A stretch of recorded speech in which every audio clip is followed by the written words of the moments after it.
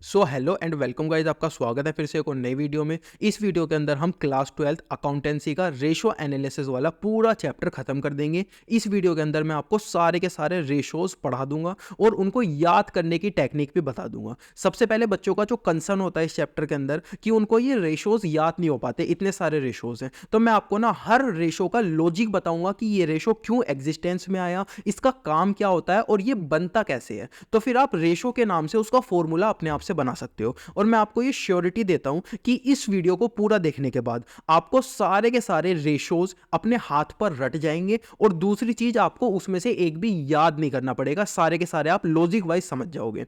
तो मेरे साथ साथ पूरी वीडियो देखना, मेरे ऊपर थोड़ा सा ट्रस्ट बना के रखना कि जो भी मैं पढ़ा रहा हूं वो आपको एनालाइज करा के समझा रहा हूं, ना कि रटवा रहा हूं। रटना बहुत ज्यादा आसान है, मैं आपको रेशोज बता दूंगा, आप रट लोगे, लेकिन मैंने उनको समझाया है आपको जिससे कि आपको उन्हें रटना ना पड़े, आपको उंगली पे वो याद भी हो जाए, समझ के याद हो जाए, ना कि रट के। तो मेरे साथ साथ पूरी वीडियो देखना, मेरे ऊपर थोड़ा सा ट्रस्ट बनाए रखना कि जो भी मैं पढ़ा रहा हूं सही पढ़ा रहा हूं, जिस तरीके से मैं पढ़ा रहा हूं वो सही तरीके से पढ़ा रहा हूं। और जब वीडियो खत्म होगी तो आप मुझे जरूर से थैंक यू बोल के जाओगे कि आपको सारे के सारे रेशोज याद हो गए और वो भी पूरे लॉजिक के साथ याद हो गए। तो ये वीडियो पूरी देखना, सारे बेसिक्स हम रेशो एनालिसिस के कवर कर लेंगे, सारे रेशो हम इस वीडियो के अंदर याद भी कर लेंगे, उनका लॉजिक भी समझ लेंगे और एक भी रेशो हमें रटना नहीं पड़ेगा, सारी चीज हम समझ के याद करेंगे। तो चलिए शुरू करते हैं अपनी वीडियो को।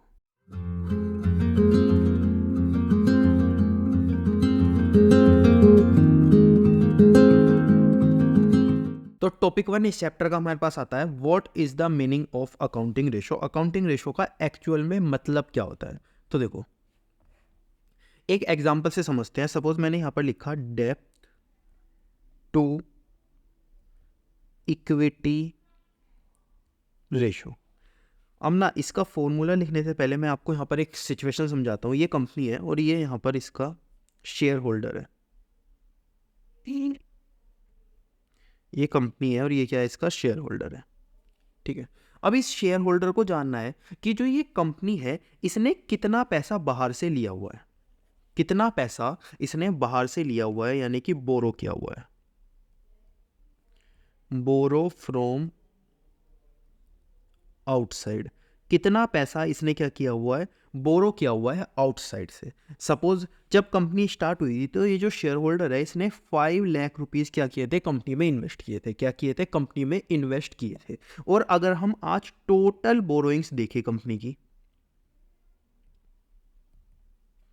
अगर हम आज टोटल बोरोइंग्स देखें कंपनी की तो वो है 30 लाख रुपीस। कितनी है, 30 लाख रुपीस।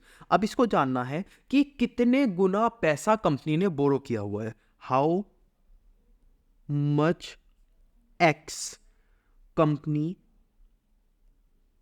बोरो मनी, कितने गुना पैसा अपनी कैपिटल के अकॉर्डिंग कंपनी ने क्या किया हुआ है, बोरो किया हुआ है। तो यहां पर हमारे पास एक रेशो आता है उससे रिलेटेड, डेप्थ टू इक्विटी रेशो। इसके अंदर हम क्या बोलते हैं, टोटल डेप्थ अपॉन टोटल इक्विटी।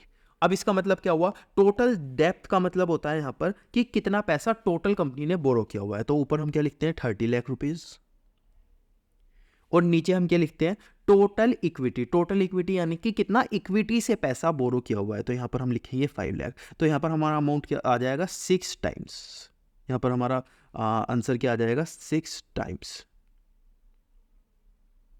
तो यहां पर क्या पता चला हमें, यहां पर पता चला कि इस वाले फॉर्मूले की हेल्प से, इस वाले फॉर्मूले की हेल्प से हम ये जान सकते हैं कि एक शेयर होल्डर, ये जो हमारे पास शेयर होल्डर का केस था, एक शेयर होल्डर ने कितना पैसा कंपनी के अंदर लगाया था और उसके कितने गुना पैसा कंपनी ने बोरो किया हुआ है आउटसाइड से। तो अभी शेयर होल्डर को पता रहेगा कि यार अगर कल को कंपनी चल के बंद हो जाती है तो पहले मुझे आउटसाइड का पैसा पे करना पड़ेगा। पहले कंपनी आउटसाइड का पैसा पे करेगी, उसके बाद मेरा पैसा पे करेगी। और आउटसाइड का पैसा है कितना, मेरे पैसे से 6 टाइम्स है किसका, आउटसाइड का पैसा। तो ये चीज किससे पता चल पाई, इस रेशो से पता चल पाई। तो ये जो रेशोज होते हैं ना, अकाउंटिंग रेशोज, इसका मतलब हमारे क्या समझ समझ आया कि ये अलग अलग चीज़ें बताते हैं कि कितना प्रॉफिट कमा रहे हो, कितना टाइम्स प्रॉफिट कमा रहे हो, सेल्स में से तुम्हारा प्रॉफिट कितना आ पा रहा है, कितने परसेंट तुम्हारी सेल हो रही है, कितना परसेंट उसमें से प्रॉफिट आ रहा है, कितना तुम्हारे पास डेप्ट है, कितना तुम्हारे पास इक्विटी है, कितना कैपिटल एम्प्लॉयड है, कितनी करंट एसेट है, कितनी करंट लाइबिलिटी है,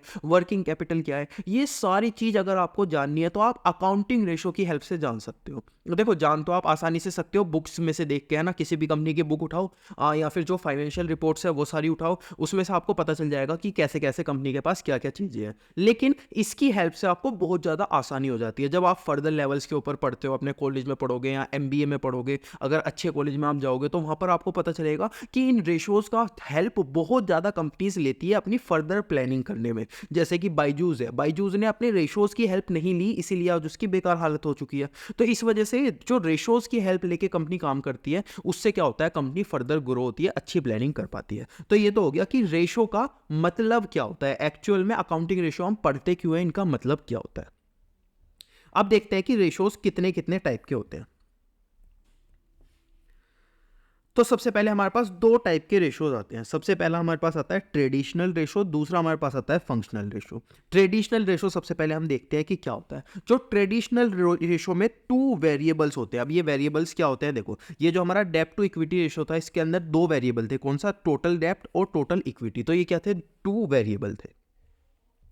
इसी तरीके से ट्रेडिशनल रेशो में जो 2 वेरिएबल होते हैं, सबसे पहले तो वो दोनों वेरिएबल P&L में से हम ले लेते हैं। P&L आपको पता है प्रॉफिट एंड लॉस अकाउंट जो होता है। अगर वो दोनों जो वेरिएबल है वो किस में से है, P&L में से है, तो हम क्या बोलेंगे, ट्रेडिशनल रेशो बोलेंगे। अगर वो बैलेंस शीट में से है, जैसे एसेट साइड में से कुछ है, लाइबिलिटी साइड में से कुछ है, तो वो किसके अंदर से हो गए, ट्रेडिशनल रेशो के अंदर से हो गए, किस में से हो गए, बैलेंस शीट में से हो गए। या फिर एक P&L में से हो सकता है और एक बैलेंस शीट में से हो सकता है, बोथ में से हो सकते हैं। तो ये क्या हो गए, हमारे ट्रेडिशनल रेशोज हो गए। अब आपको एक खुशी की बात ये है कि ये ट्रेडिशनल रेशो आपके सिलेबस में नहीं है, आपको सिर्फ मतलब पता होना चाहिए। थ्योरी में अगर 1-2 मार्क्स का क्वेश्चन आ गया, ट्रेडिशनल रेशो होते क्या है, जिसके अंदर दोनों वेरिएबल या तो P&L से होते हैं या बैलेंस शीट से होते हैं, या एक P&L से एक बैलेंस शीट से होता है, उसको हम क्या बोलते हैं, ट्रेडिशनल रेशो बोलते हैं। अब जो हमारे सिलेबस में है वो है फंक्शनल रेशो। देखो ये जो ट्रेडिशनल रेशो थे ना, ये पहले हम यूज करते थे, आज से 50 साल पहले, 40 साल पहले। अब नए रेशोज हमारे पास आए हैं, फंक्शनल रेशोज, ये और ज्यादा अच्छे से काम करते हैं। ट्रेडिशनल रेशो पुराने हो चुके हैं, तो हमें कौन सा पढ़ना है, फंक्शनल रेशो पढ़ना है, जो कि आज की डेट में हम यूज करते हैं।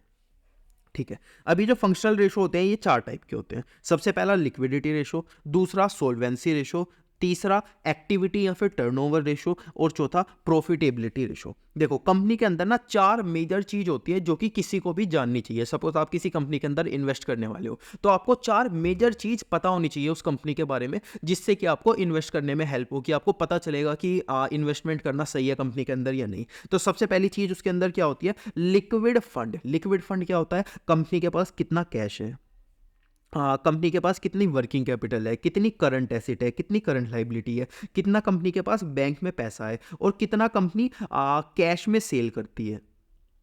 तो ये सारी चीज क्या हो गई, ये हो गई लिक्विड फंड। लिक्विड फंड का मतलब आप ये समझ सकते हो कि जो फंड हम आज ही खर्च कर सकते हैं, जैसे कैश हो गया, हम आज ही खर्च कर सकते हैं। जैसे शेयर्स हो गए, अगर सपोज मैंने शेयर्स आज ही बेच दिए तो कल मेरे को कैश मिल जाएगा, कल मैं उसे खर्च कर पाऊंगा। तो 1-2 दिन में, 1 हफ्ते में जो भी चीजें हम खर्च कर सकते हैं उसको हम क्या बोलते हैं, लिक्विड फंड बोलते हैं। तो अगर आपको किसी भी कंपनी में इन्वेस्ट करना है या किसी भी कंपनी के बारे में जानना है, तो सबसे पहली चीज आपको जाननी चाहिए कि कितना लिक्विड फंड उसके अंदर होता है। और लिक्विड फंड के बारे में हमको कौन बताता है, लिक्विडिटी रेशोज। तो अगर हमें किसी भी कंपनी के लिक्विड फंड के बारे में जानना है, कितना उसके पास कैश है, कितना बैंक है, कितना कैश 1 महीने में आता है, कितना कैश वो खर्च करती है, वो सारी चीजें अगर हमें जाननी है तो हम क्या करते हैं, लिक्विडिटी रेशो की हेल्प लेते हैं। तो सबसे पहले रेशो हमारे पास क्या आता है, लिक्विडिटी रेशो आते हैं। ठीक है, इसके बाद अगर आपको दूसरी चीज किसी भी कंपनी के बारे में जाननी है, तो वो आपको ये जानना होगा कि सपोज ये कंपनी है और ये कल को चल के, कल यानी कि टुमारो ये क्या हो जाएगी, क्लोज हो जाएगी। तो अगर ये कंपनी कल को चल के क्लोज हो जाती है,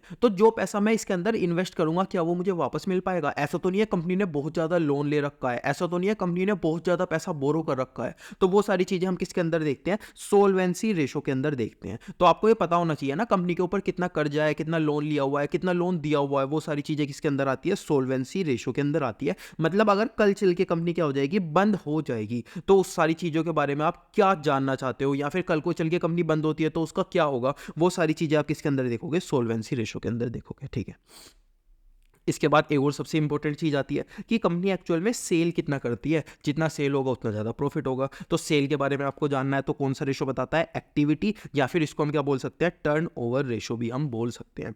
तो अगर किसी भी कंपनी के आपको सेल के बारे में जानना है तो डायरेक्टली सेल को मत देखना, आप क्या देख सकते हो, एक्टिविटी रेशो या फिर टर्नओवर रेशोज के बारे में आप देख सकते हो। और लास्ट में सबसे इंपॉर्टेंट चीज़ क्या आती है, प्रॉफिट, किसी भी कंपनी कितना प्रॉफिट कमा रही है ये चीज़ भी हमें देखना है। तो ये क्या आता है, प्रॉफिटेबिलिटी रेशो हमारे पास आते हैं। प्रॉफिटेबिलिटी रेशो से आप क्या कर सकते हो, किसी भी कंपनी के प्रॉफिट के बारे में जान सकते हो। तो ये चारों रेशोज हमको पढ़ने हैं। अब हमने ये तो देख लिया कि इन रेशोज का मतलब क्या होता है। लिक्विडिटी रेशोज के बारे में हम किससे जानते हैं, लिक्विड फंड हमारे पास कितना है। सोल्वेंसी रेशो के बारे में अगर कल को कंपनी बंद हो जाती है तो हमें क्या करना होगा, सोल्वेंसी रेशो बताते हैं। सेल कितना कर रहे हैं, एक्टिविटी टर्नओवर रेशो बताते हैं। प्रॉफिट कितना बना रहे हैं, प्रॉफिटेबिलिटी रेशो बनाते हैं। अब ये सारी चीजें हमने देख तो ली, इन चारों का मतलब देख लिया, एक एक करके अब इनका फॉर्मूला एक एक करके देखते हैं। तो मैंने आपको चैप्टर की स्टार्टिंग में ही आपसे वादा किया था कि मैं एक भी फॉर्मूला आपको रटवाऊंगा नहीं, और आपको हाथ पे एक एक चीज मैं आपको लॉजिक से समझा के याद करवा दूंगा। तो उसके लिए ना हमें सबसे पहले बैलेंस शीट का स्ट्रक्चर समझना होगा। बैलेंस शीट कैसी दिखती है हमारी, यहां पे मैं लिखता हूं बैलेंस शीट। अगर आपको ये सारे फॉर्मूले बिना रटे एक एक चीजें याद कर लेनी है तो आपको सबसे पहले समझना होगा कि हमारी बैलेंस शीट एक्चुअल में दिखती कैसी है। तो ये हमारी बैलेंस शीट है। यहां पर मैं लिखता हूं लायबिलिटी, यहां पर मैं लिखता हूं एसेट्स। इधर की साइड क्या आ गई, मेरी लायबिलिटी आ गई, इधर की साइड क्या आ गई, एसेट्स आ गई। ठीक है, अब मैं देखता हूं कि मेरी लायबिलिटी साइड सबसे पहली चीज क्या आती है। तो सबसे पहली चीज आती है शेयर होल्डर्स फंड। ये शेयर होल्डर्स फंड क्या होते हैं, शेयर होल्डर्स फंड होते हैं जो कि कैपिटल हमने स्टार्टिंग में ली थी, जो कि ओनर ने कंपनी के अंदर लगाई थी, उस कैपिटल को हम कहां लिखते हैं, शेयर होल्डर्स फंड के अंदर लिखते हैं। दूसरा हमारे पास क्या आता है, दूसरा आता है नॉन करंट लायबिलिटी। दूसरी हमारे पास क्या होती है, नॉन करंट लायबिलिटी। और तीसरी हमारे पास होती है करंट लायबिलिटी। अब ये नॉन करंट लायबिलिटी और करंट लायबिलिटी क्या होती है, इसका मतलब समझने के लिए, अगर कोई भी मोर देन वन ईयर हमारे पास है तो हम उसको बोलेंगे नॉन करंट लायबिलिटी, और कोई भी लेस देन वन ईयर हमारे पास है, सपोज हमने किसी से उधार पे माल खरीदा, उसको हमने 8 महीने के बाद पेमेंट कर दी, यानी कि लेस देन 1 मंथ हमारे पास थी, तो हम किसके अंदर लिखेंगे, करंट लायबिलिटी। 1 ईयर हमारे पास थी तो हम किसके अंदर लिखेंगे, करंट लायबिलिटी। 1 साल से कम है तो करंट लायबिलिटी, 1 साल से ज़्यादा है तो क्या हो गया, नॉन करंट लायबिलिटी। ठीक है, शेयर होल्डर फंड्स का मतलब क्या हो गया, जो भी हमारी कैपिटल है या फिर कैपिटल से हमने जो भी प्रॉफिट कमाया है वो सारी चीज़ें हम इसके अंदर लिखते हैं। ठीक है, इसके बाद एसेट साइड हमारी क्या क्या चीज़ आती है, सबसे पहले एसेट की साइड हमारे पास आता है नॉन करंट एसेट। इसके अंदर हम शेयर होल्डर फंड वगैरह तो कुछ आता नहीं है, तो क्या आता है, नॉन करंट एसेट। और दूसरा आता है करंट एसेट।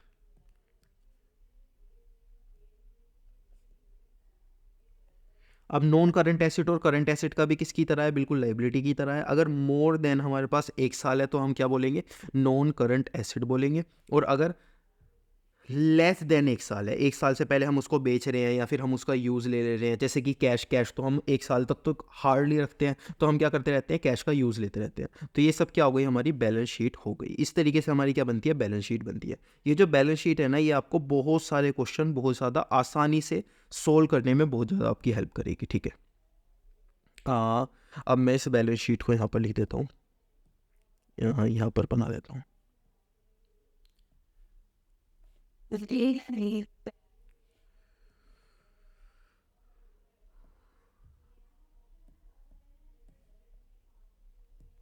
ओके,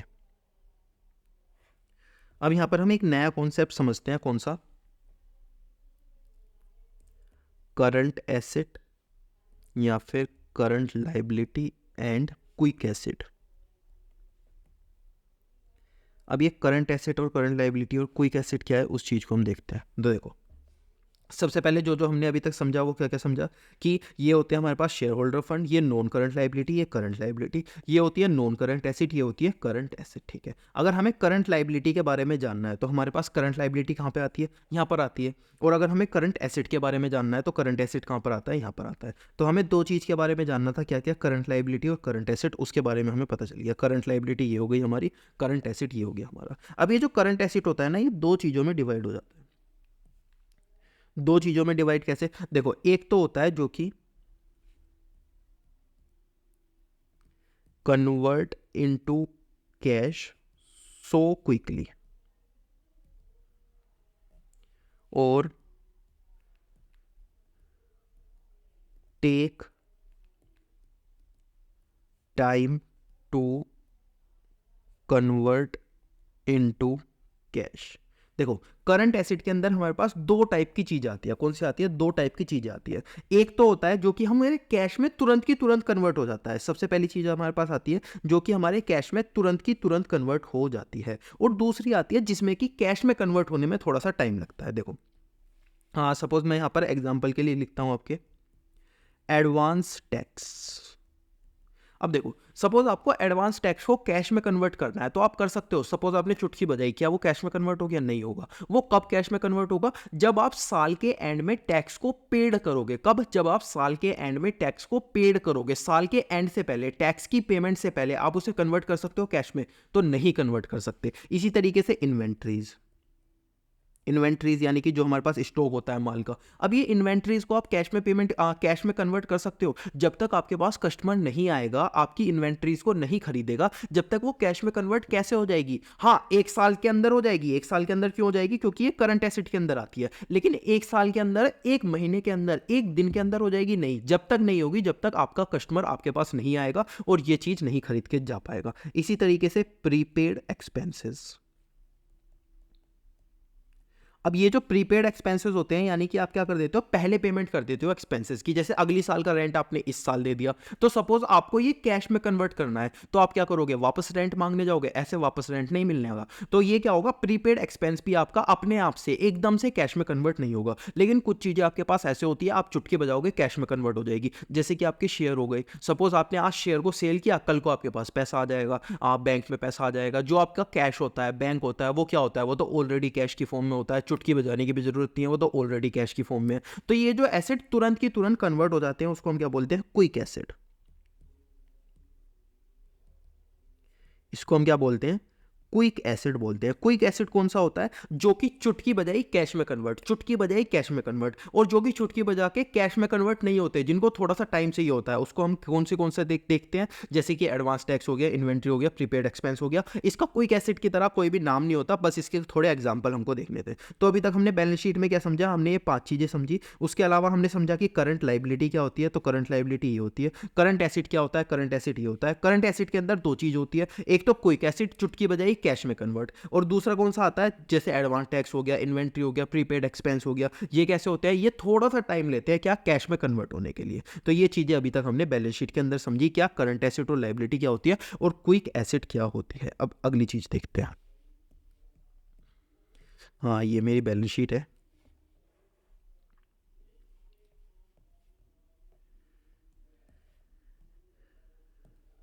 ठीक है। अब ये जो हमारी नॉन करंट एसेट होती है, इसका एक और नाम होता है क्या, फिक्स्ड एसेट। इसका एक और नाम क्या होता है, फिक्स्ड एसेट होता है। ये जो नॉन करंट लाइबिलिटी होती है, इसका भी एक और नाम होता है क्या, लॉन्ग टर्म बोरोइंग्स। इसका दूसरा नाम क्या होता है, लॉन्ग टर्म बोरोइंग्स। ठीक है। और जब हम ये जो शेयर होल्डर फंड है और ये जो नॉन करंट लाइबिलिटी या फिर लॉन्ग टर्म बोरोइंग है, इन दोनों को प्लस कर देते हैं, तो उनका हम एक नाम क्या दे सकते हैं, अगर हम इन दोनों को प्लस कर देते हैं तो उसको हम क्या बोलते हैं, उसको हम बोलते हैं कैपिटल एम्प्लॉयड। इसको हम क्या बोलते हैं, कैपिटल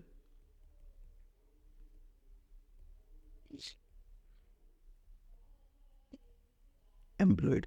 इसको हमने क्या बोला, कैपिटल एम्प्लॉयड बोला। तो इस चीज के अंदर हमने क्या सीखा, इस चीज के अंदर हमने तीन चीजें सीखी। तीन कौन सी चीजें सीखी, सबसे पहले हमने देखा कि जो हमारी बैलेंस शीट होती है उसमें हमने नॉन करंट एसेट को एक नया नाम दिया, क्या, फिक्स्ड एसेट, ठीक है। नॉन करंट लायबिलिटी को एक और नया नाम दिया, क्या, लॉन्ग टर्म बोरोइंग। और अगर हमने बोला कि ये जो शेयर होल्डर फंड है और नॉन करंट लायबिलिटी या फिर लॉन्ग टर्म बोरोइंग है, इन दोनों को हम क्या कर देते हैं, अगर प्लस कर देते हैं तो उसको हम क्या बोल सकते हैं, कैपिटल एम्प्लॉयड बोल सकते हैं। तो ये तीन चीजें हमने फिर से नई सीखी, ठीक है।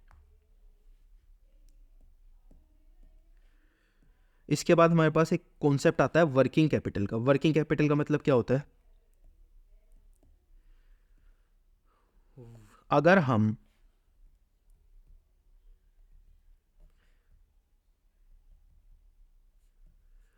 करंट एसेट में से माइनस कर देते हैं करंट लायबिलिटी, अगर हम करंट एसेट में से माइनस कर देते हैं करंट लायबिलिटी, तो हमारा क्या बन जाता है, वर्किंग कैपिटल बन जाती है। तो हमने इसके अंदर क्या सीखा कि अगर हमारी बैलेंस शीट में से हम करंट एसेट में से करंट लायबिलिटी माइनस कर देते हैं तो हमारी क्या बन जाती है, हमारी क्या बन जाती है, वर्किंग कैपिटल बन जाती है। और लास्ट में बैलेंस शीट से रिलेटेड एक और चीज हमारे पास आती है, क्या,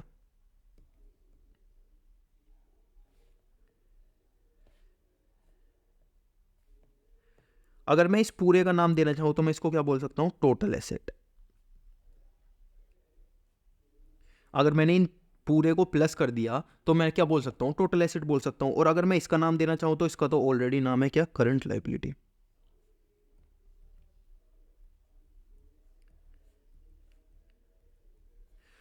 तो इसका नाम हमने क्या दिया, करंट एसेट दिया, और इसका नाम हमने क्या दिया, करंट लायबिलिटी दिया। अब मैं बोल रहा हूं आपको ना नेट एसेट भी निकालना है। क्या निकालना है, नेट एसेट निकालना है। क्या निकालना है आपको, नेट एसेट आपको निकालना है। तो आपको क्या लिखना होगा, total asset, total asset, total asset कौन सा, ये वाला asset, minus current liability, current liability कौन सी, ये वाली। अरे भाई, तो ये क्या हो गया आपका, फॉर्मूला हो गया क्या निकालने का, नेट एसेट निकालने का। टोटल एसेट यानी कि टोटल एसेट कौन सी होती है हमारे पास, ये वाली total asset minus current liability हो सकती है। अब आप मेरे को एक बात बताओ, नेट एसेट का एक और नया फॉर्मूला आप बना सकते हो, बिल्कुल बना सकते हो। देखो आपने क्या बोला, आपने बोला कि ये वाली साइड और ये वाली साइड इक्वल होती है, ये तो हम सबको पता है। कौन सी वाली, ये वाली साइड और ये वाली साइड इक्वल होती है, total asset equal to total liability होता है। तो मैंने क्या बोला कि अगर मैं टोटल एसेट में से करंट लायबिलिटी माइनस कर देता हूं तो मेरी क्या आ जाएगी, नेट एसेट आ जाएगी। लेकिन अगर मैं शेयर होल्डर फंड और नॉन करंट लायबिलिटी को ऐड कर देता हूं तो भी तो मेरी नेट एसेट आएगी। क्यों, देखो फिर से समझो, ये क्या है हमारा, ये और ये दोनों पार्ट हमारे इक्वल है, एसेट और लायबिलिटी हमारे इक्वल है। मैंने बोला अगर मैं इस पार्ट में से ये वाला पार्ट क्या कर देता हूं, माइनस कर देता हूं तो मेरी नेट एसेट आएगी। आपने बोला कि सर अगर आप ये वाला पार्ट और ये वाला पार्ट दोनों को ऐड कर देते हो तो भी तो नेट एसेट आएगी। तो मैंने बोला हाँ बिल्कुल आएगी। तो एक और नया फॉर्मूला हमने क्या बना लिया, शेयर होल्डर फंड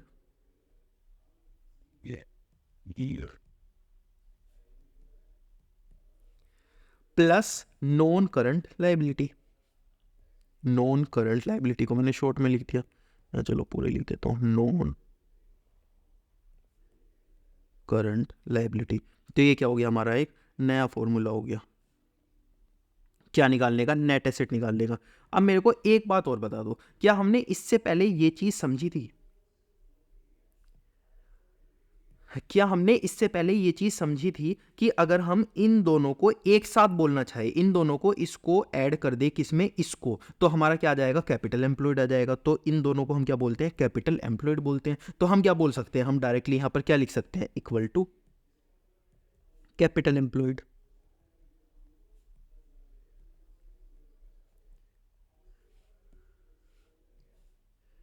तो हमारे पास क्या आ गया, ये कैपिटल एम्प्लॉयड भी आ गया। यानी कि हम बोल सकते हैं नेट एसेट और कैपिटल एम्प्लॉयड क्या होते हैं, इक्वल होते हैं। तो अब तक हमने क्या क्या सीखा, बैलेंस शीट के अंदर ये सारी चीज़ें मैं आपको बता देता हूँ एक बार फिर से, उससे आपको ना सारे के सारे फॉर्मूले अपने आप से बनते चले जाएंगे, कुछ भी आपको नहीं करना पड़ेगा। सिंपल सी चीज़ बस ये समझ लो, क्या क्या, सबसे पहले मैंने आपको बोला कि मेरे पास क्या है, बैलेंस शीट है, ठीक है। बैलेंस शीट के अंदर इधर लायबिलिटी है, इधर एसेट है, आप सबको पता है, ठीक है। इधर शेयर होल्डर फंड है। शेयर होल्डर फंड यानी कि जो बंदा कैपिटल लाया था और जो भी उसको प्रॉफिट हुआ है उसे हम कहाँ डालते हैं, शेयर होल्डर फंड के अंदर डालते हैं। इधर non current liability, current liability. Non current liability जो 1 साल से ज़्यादा रहेगी, करंट लायबिलिटी जो 1 साल के अंदर हम अपने आप से चुका देंगे। इधर नॉन करंट एसिड, इधर current acid. Non current acid 1 साल से ज़्यादा, करंट एसिड 1 साल से कम। बैलेंस शीट हमारे पूरे समझ में आ गई, ठीक है। अब बैलेंस शीट में हम 2 चीज़ें देखते हैं। सबसे पहले करंट लायबिलिटी क्या होती है, आपने बोला ये होती है। मैंने बोला करंट एसिड क्या होती है, आपने बोला ये होती है। मैंने बोला करंट एसिड को 2 पार्ट में डिवाइड कर सकता हूं, आपने बोला बिल्कुल कर सकते हैं। कैसे कैसे? एक चीज, चुटकी बजाय कैश में कन्वर्ट, चुटकी बजाय कैश में कन्वर्ट, चुटकी बजाय कैश में कन्वर्ट कौन सी होगी हमारी,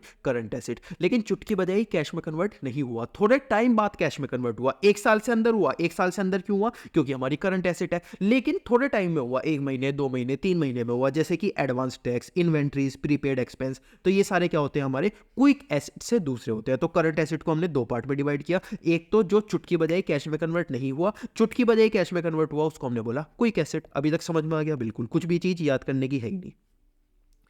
अब मैंने बैलेंस शीट दोबारा लिखा। मैंने कहा ये जो नॉन करंट एसिड है इसको मैं एक नाम और देना चाहता हूं, क्या, fixed acid. Non current acid को मैं क्या नाम देना चाहता हूं, फिक्स्ड एसिड देना चाहता हूं, सिंपल। इसी तरीके से नॉन करंट लायबिलिटी को मैं एक और नाम देना चाहता हूं, क्या, लॉन्ग टर्म बोरोइंग। तो मैंने यहां पर एक और नाम क्या दिया, लॉन्ग टर्म बोरोइंग। किसको, नॉन करंट लायबिलिटी को। यहां पे नॉन करंट एसिड को fixed acid, non current liability को लॉन्ग टर्म बोरोइंग्स, सिंपल। अब मैंने आपसे बोला कि अगर मैं शेयर होल्डर फंड को और इसको प्लस कर देता हूं, किसको, शेयर होल्डर फंड को, और नॉन करंट लायबिलिटी को क्या कर देता हूं, प्लस कर देता हूं, तो मैं इन दोनों को क्या बोल सकता हूं, कैपिटल एम्प्लॉयड मैं बोल सकता हूं। तो कैपिटल एम्प्लॉयड का मतलब क्या होता है, share holder funds plus non current liability या फिर लॉन्ग टर्म बोरोइंग, आप कुछ भी बोल सकते हो। तो ये क्या हो गया, कैपिटल एम्प्लॉयड हो गया। अभी तक बिल्कुल कुछ भी चीज याद नहीं की हमने, सारी चीजें लॉजिक से समझी है एक एक करके, ठीक है। मैंने आपको बोला कि यार मुझे ना आपको वर्किंग कैपिटल का एक नया फॉर्मूला सिखाना है। क्या सिखाना है, वर्किंग कैपिटल का एक नया फॉर्मूला मुझे आपको सिखाना है। आपने बोला वर्किंग कैपिटल का फॉर्मूला क्या होता है, मैंने बोला ये जो करंट एसेट और करंट लायबिलिटी होती है ना, अगर मैं करंट एसेट में से माइनस कर दूंगा क्या, करंट लायबिलिटी, तो मेरी क्या आ जाएगी, वर्किंग कैपिटल आ जाएगी। क्या, अगर मैं करंट एसेट में से माइनस कर दूंगा किसको, करंट लायबिलिटी को। करंट एसेट में से करंट लायबिलिटी को माइनस करूंगा, यहाँ पे उल्टा चलूंगा, करंट लायबिलिटी को करंट एसेट में से नहीं, करंट एसेट को करंट लायबिलिटी से। ये वाला करंट एसेट को किस में से, करंट लायबिलिटी में से। तो ये चीज हमने क्या समझी कि ये क्या आ जाता है, हमारा वर्किंग कैपिटल आ जाता है। कुछ भी चीज याद नहीं करी अभी तक, सब कुछ समझा है।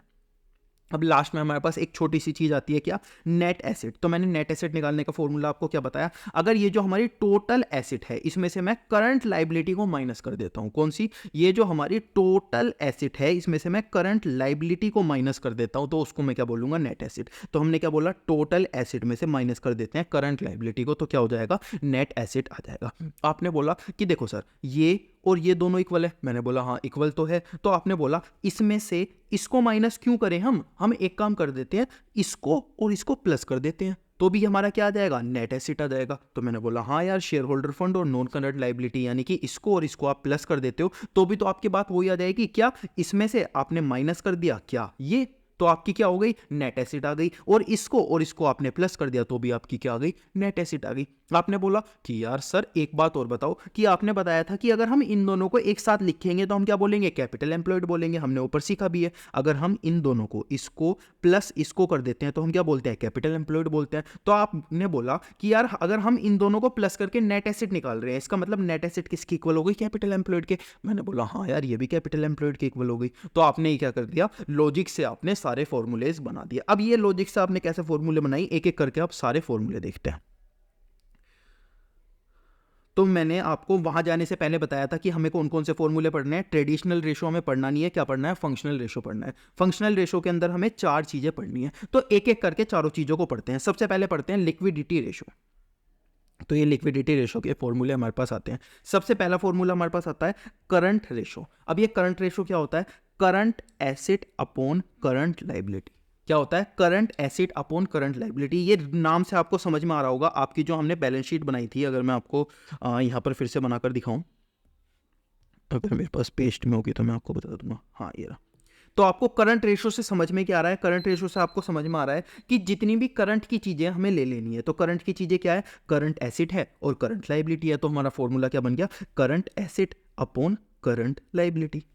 तो पहला फॉर्मूला हमारा बन गया यहाँ पर, ठीक है। इसके बाद हमें क्या बनाना है, क्विक रेशो बनाना है। तो इस बार हमें क्या करना है, इस बार हमें सिर्फ और सिर्फ क्विक एसिड लेनी है। हमने बोला था कि ये जो करंट एसिड होती है ये दो पार्ट में डिवाइड होती है। क्या, एक तो होता है क्विक एसिड, एक होता है नॉन क्विक एसिड। तो हमें कौन सा लेना है, क्विक एसिड। क्यों लेना है क्विक एसिड, क्योंकि यहां पर लिखा है क्विक रेशो। तो जो रेशो का नाम है ना, उससे हमारा फॉर्मूला बन जाता है अपने आप। देखो यहां पर क्या था, करंट रेशो था। करंट रेशो का हमारे समझ में आ गया कि करंट रेशो है, यानी कि करंट की चीज लेनी है, यानी कि current acid upon current liability. यहां पर क्या है, क्विक रेशो है। तो क्विक रेशो से हमारे क्या समझ में आ गया कि क्विक एसिड लेनी है केवल। ये जो करंट एसिड है इसमें से क्या लेना है, क्विक एसिड लेनी है केवल। तो हमने क्या लिया, quick acid upon current liability, क्योंकि करंट लायबिलिटी के बारे में तो कुछ लिखा ही नहीं था हमारे पास। क्या लिखा था, क्विक लिखा था। तो ये क्या लिखेंगे हम, quick acid upon current liability. तो यहां पर फॉर्मूला बनाना कितना आसान हो गया जब हमने ये पूरी की पूरी बैलेंस शीट समझ ली।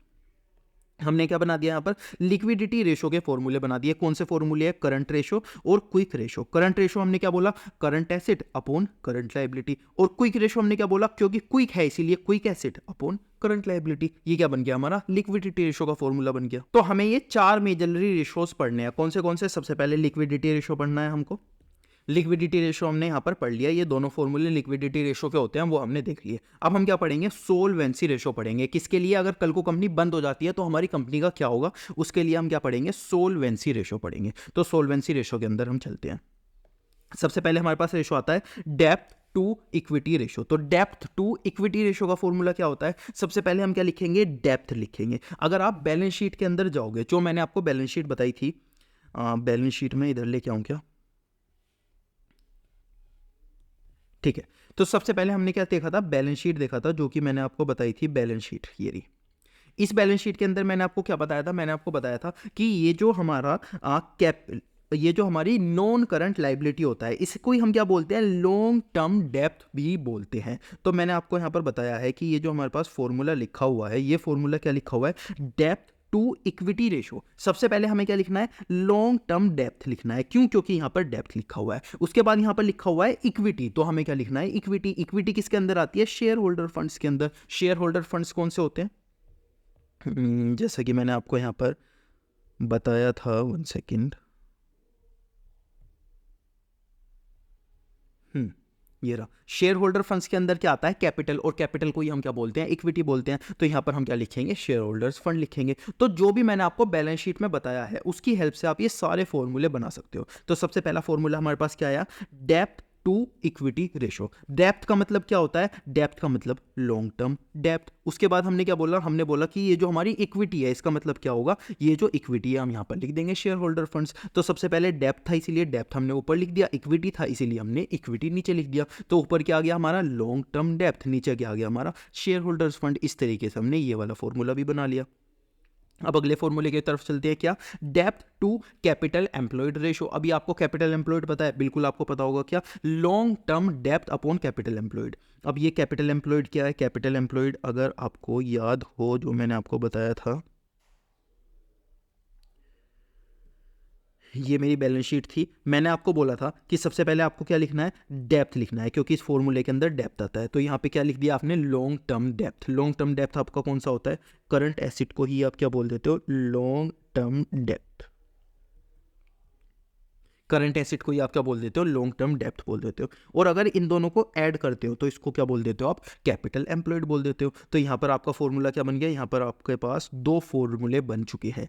दूसरा फॉर्मूला आपका क्या बना है, डेप्थ टू कैपिटल एम्प्लॉयड। तो डेप्थ आपकी क्या होती है, लॉन्ग टर्म डेप्थ। इसके बाद कैपिटल एम्प्लॉयड क्या होता है, कैपिटल एम्प्लॉयड, कैपिटल एम्प्लॉयड होता है। कैपिटल एम्प्लॉयड बन कितना, किससे, शेयर होल्डर फंड और नॉन करंट लायबिलिटी से। तो ये वाला फॉर्मूला भी आपका लॉजिक से बन गया। एक भी चीज आपने याद की बिल्कुल भी नहीं की। सबसे पहले आपने क्या बोला, डेप्थ, तो हम लॉन्ग टर्म डेप्थ लिख देंगे। इक्विटी, तो हम शेयर होल्डर फंड लिख देंगे। दूसरे फॉर्मूले आपने बोला डेप्थ, तो हम लॉन्ग टर्म डेप्थ लिखते देंगे। यहाँ पे कैपिटल एम्प्लॉयड, तो हम कैपिटल एम्प्लॉयड लिख देंगे। तो यहाँ पर आपको कुछ भी याद करने की जरूरत नहीं पड़ी, सारे फॉर्मूले आपने लॉजिक से बना लिए।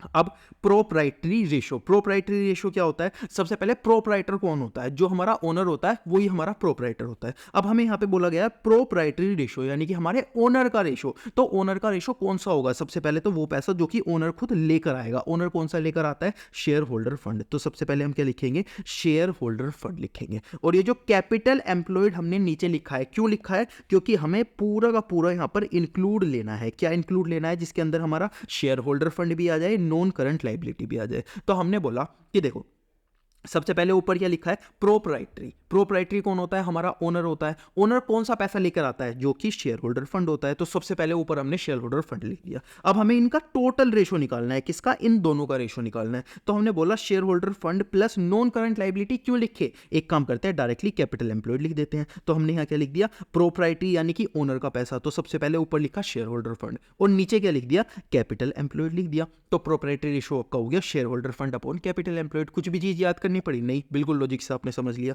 इसके बाद टोटल एसेट टू डेप्थ रेशो। अब टोटल एसेट आपकी क्या होती है? आपको पता ही होगा कि इन दोनों इनको प्लस करते हैं तो आप क्या बोलते हो? टोटल एसेट बोलते हो। क्या बोलते हो? टोटल एसेट बोलते हो। तो टोटल एसेट आपकी क्या आ गई?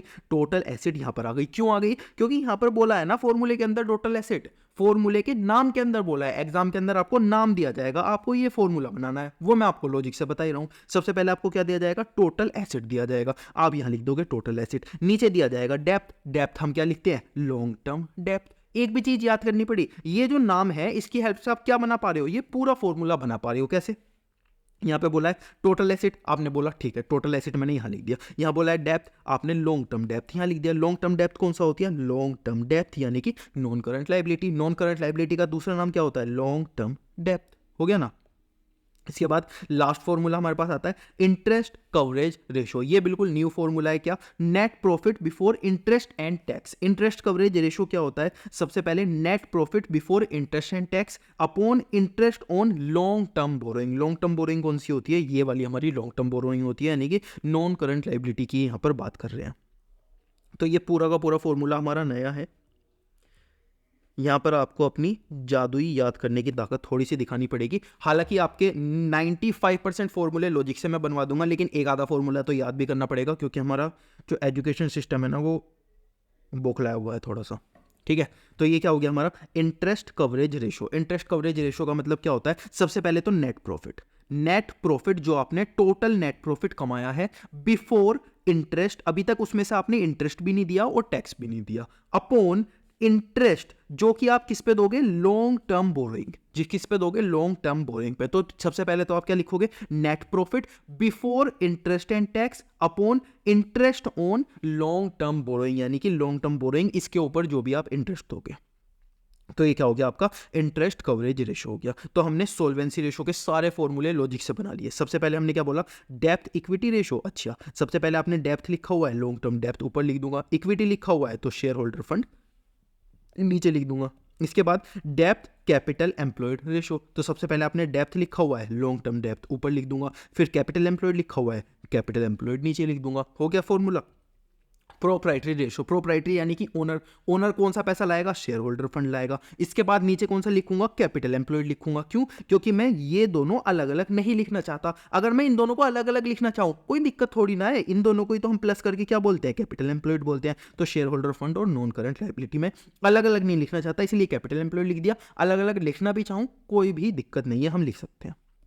अब यहां पर टोटल एसेट टू डेप्थ, टोटल एसेट लिखा हुआ है, टोटल एसेट ऊपर लिख दिया। टू डेप्थ लिखा हुआ है, लॉन्ग टर्म डेप्थ नीचे लिख दिया। कितनी आसानी से सारे फॉर्मूले मैंने बना लिए। यहां पर मैंने अपनी याद करने की ताकत लगाई। क्या? Interest coverage ratio. सबसे पहले मैंने क्या बोला कि नेट प्रॉफिट हमें निकालना है बिफोर इंटरेस्ट एंड टैक्स। उसके बाद interest on long term borrowing. Long term borrowing कौन सी होती है? नॉन करंट लायबिलिटी या फिर लॉन्ग टर्म बोरोइंग। तो ये क्या हो गया हमारे? ये हो गए सोल्वेंसी रेशो। ये क्या हो गया? सोल्वेंसी रेशो हो गया। अभी तक हमने क्या पढ़ लिया? हमने बोला कि यार देखो ट्रेडिशनल रेशो तो हमारे सिलेबस के अंदर ही नहीं है, हमारे पास फंक्शनल रेशो है। फंक्शनल रेशो के 4 पार्ट हमारे पास आते हैं। क्या? सबसे पहला आता है लिक्विडिटी रेशो, दूसरा आता है सोल्वेंसी रेशो। ये दोनों हमने पढ़ लिए। लिक्विडिटी रेशो के सारे फॉर्मूले हमने लॉजिक से बनाने सीख लिए और सोल्वेंसी रेशो के सारे फॉर्मूले हमने लॉजिक से बनाने सीख लिए, एक को छोड़कर। तो ये दोनों फॉर्मूले हमारे क्या हो गए? कवर हो गए। अब हमें क्या पढ़ना है? हमें एक्टिविटी टर्नओवर रेशो और प्रॉफिटेबिलिटी रेशो पढ़ना है। लेकिन जैसे हमने इन्हें बनाने के लिए क्या चीज़ सीखी थी, इन्हें बनाने के लिए हमने बैलेंस शीट का फॉर्मूला समझा था। इसे बनाने के लिए हमें क्या समझना पड़ेगा, ट्रेडिंग एंड P&L का हमें चीज़ें समझनी पड़ेगी। तो एक एक करके दोनों को समझते हैं। सबसे पहले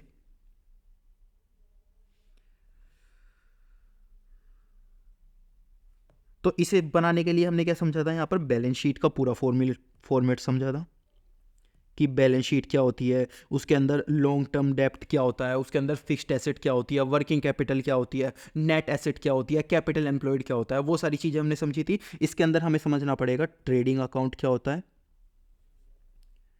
एंड P&L अकाउंट क्या होता है। क्या ट्रेडिंग अकाउंट क्या होता है और P&L अकाउंट क्या होता है, वो चीज़ हमको समझनी होगी। बिल्कुल जैसा हमने 11वीं क्लास में पढ़ा था ना, वही सारी चीज़ें हमें पढ़नी होगी। सबसे पहले ट्रेडिंग अकाउंट पढ़ना पड़ेगा, उसके बाद P&L अकाउंट पढ़ना पड़ेगा, जिससे कि हम लॉजिक से बना सके। देखो अगर आपको रटना है तो आपको ये चीज़ पढ़ने की जरूरत नहीं है। आप सोचोगे बैलेंस शीट में क्यों पढ़ूँ, ये क्यों पढ़ूँ, ये तो मुझे ट्यूशन में नहीं पढ़ाया, स्कूल में नहीं पढ़ाया। आपको रटना है ना, तो आप आराम से इन चीज़ से रट सकते हो। लेकिन अगर आपको लॉजिक वाइज समझना है तो ये छोटा सा बैलेंस शीट है और छोटी सी ट्रेडिंग P&L है। अगर आप इन्हें समझ लेते हो तो इन चारों को आप लॉजिक से बना सकते हो। तो अब हम समझते हैं ट्रेडिंग P&L, उसके बाद ये पढ़ेंगे और उसके बाद ये पढ़ेंगे, हमारा चैप्टर क्लोज हो जाएगा। तो ट्रेडिंग P&L के ऊपर हम चलते हैं। मेरा खाली पेज कहाँ है, ठीक है, ये हमारे पास खाली पेज आ गया। तो सबसे पहले मैं चलता हूँ ट्रेडिंग P&L के ऊपर। यहाँ पर मेरे पास आता है ट्रेडिंग अकाउंट और यहाँ पर मेरे पास आता है P&L अकाउंट। तो आपने ये 11th क्लास में पढ़ा है, फिर भी ना मैं आपको रिवीजन करवा रहा हूँ। वैसे तो मैं डायरेक्ट भी करा सकता था, लेकिन 11th क्लास का मुझे पता है किसी को भी याद नहीं होगा, तो मैं आपको एक छोटा सा रिवीजन देके और फिर इसकी हेल्प से हम सारे लॉजिक वाइज फॉर्मूले बनाएंगे। तो 11th क्लास में आपने क्या क्या पढ़ा था, सबसे पहले देखते हैं। हाँ, 11th क्लास में सबसे पहले आपने पढ़ा होगा यहाँ पर टू ओपनिंग स्टॉक। स्टॉक को मैं क्या बोल सकता हूँ, इन्वेंट्री भी बोल सकता हूँ। तो टू ओपनिंग इन्वेंट्री, यहाँ पहले मैं लिखता हूँ स्टॉक और यहाँ पर लिख देता हूँ इन्वेंट्री। क्या पढ़ा था आपने, टू ओपनिंग स्टॉक और इन्वेंट्री यहाँ पर पढ़ा था, ठीक है, ओके। इसके बाद आपने यहाँ पर क्या पढ़ा था, यहाँ पर आपने पढ़ा था टू परचेज। इसके बाद आपने यहाँ पर क्या पढ़ा था, यहाँ पर आपके कुछ एक्सपेंसेस आते थे।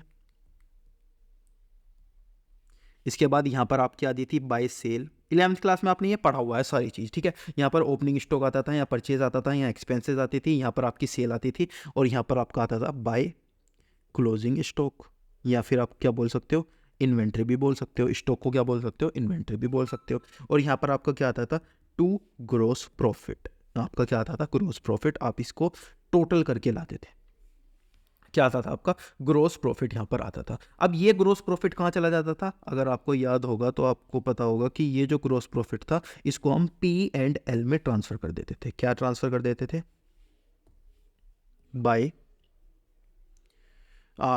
Gross profit. हमने कहाँ ट्रांसफर कर दिया, P&L में हमने ये ट्रांसफर कर दिया, ठीक है। इसके बाद आपके कुछ एक्सपेंसेस आते थे यहाँ पर, क्या कुछ एक्सपेंसेस आते थे। ये कौन से एक्सपेंसेस थे, ऑफिस से रिलेटेड। जितने भी ऑफिस से रिलेटेड एक्सपेंसेस थे यहाँ आते थे, और जितने भी फैक्ट्री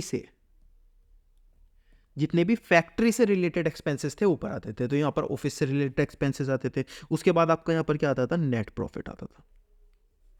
अब एक्सपेंसेस के अंदर कैसे कैसे चीज़ आती थी, जैसे कि आपका इंटरेस्ट ले लो, या फिर जैसे कि आपका क्या ले लो, जैसे कि आपका इंटरेस्ट हो गया, और एक और चीज़ क्या आती थी, 1 सेकेंड, हाँ, जैसे कि आपका टैक्स हो गया वगैरह वगैरह। और यहाँ पर क्या आ जाता था, आपका नेट प्रॉफिट आ जाता था। नेट प्रॉफिट आप इस तरीके से निकालते थे, किसको टोटल करके, इसको टोटल करके। तो ये क्या था, आपने जो आपने 11th क्लास में सीखा था, देखो मैंने कुछ एक्स्ट्रा नहीं पढ़ाया, जो आपने 11th क्लास में सीखा था वही चीज़ आपने यहाँ पर बनाई। क्या क्या, सबसे पहले आपने बनाया ट्रेडिंग अकाउंट, फिर आपने बनाया P&L अकाउंट। ट्रेडिंग अकाउंट आपने कैसे बनाया, सबसे पहले यहाँ पर लिखी ओपनिंग स्टॉक, परचेज, एक्सपेंसेस, कौन से वाले एक्सपेंसेस, जो कि फैक्ट्री से रिलेटेड थे। आपने यहाँ सेल लिखी, बाय क्लोजिंग स्टॉक लिखा या क्लोजिंग इन्वेंट्री लिखी। फिर आपने बोला कि यहाँ पे हमारा क्या बच जाएगा, ग्रोस प्रॉफिट बच जाएगा। ग्रोस प्रॉफिट को हम आगे ट्रांसफर कर देंगे यहाँ पर, या ग्रोस प्रॉफिट ट्रांसफर कर दिया। इसके बाद आपके यहाँ पर कुछ एक्सपेंसेस आते थे जो कि ऑफिस से रिलेटेड थे, जैसे कि आपका इंटरेस्ट हो गया, आपका टैक्स हो गया, वगैरह वगैरह। इसके बाद आपका नेट प्रॉफिट बच जाता था। कौन सा प्रॉफिट बच जाता था? यहाँ पर नेट प्रॉफिट आपका बच जाता था। तो ये सिंपल सी चीज़ हम 11th क्लास में करते थे। अब इस चीज़ का हम यहाँ पर काम कैसे करेंगे वो चीज़ हम देखते हैं। सबसे पहले मैं इसे छोटा करके इसे को कॉपी कर लेता हूँ। तो अब ना मैं यहाँ पर कुछ नए नाम इनको देने जा रहा हूँ। नए नाम देने जा रहा हूँ मतलब देखो, सबसे पहले मैं क्या करने वाला हूँ ना, ये जो ओपनिंग स्टॉक है इसको तो हम ओपनिंग स्टॉक या इन्वेंटरी रहने दे देंगे। जो ये परचेज है इसको हम परचेज रहने देंगे। अब ये जो एक्सपेंसेस हैं इसके हम नया नाम देंगे क्या? To operating expenses. क्या नाम देंगे? To operating expenses. ठीक है। अब हम सेल को भी एक नया नाम दे सकते हैं। क्या नाम दे सकते हैं? रिवेन्यू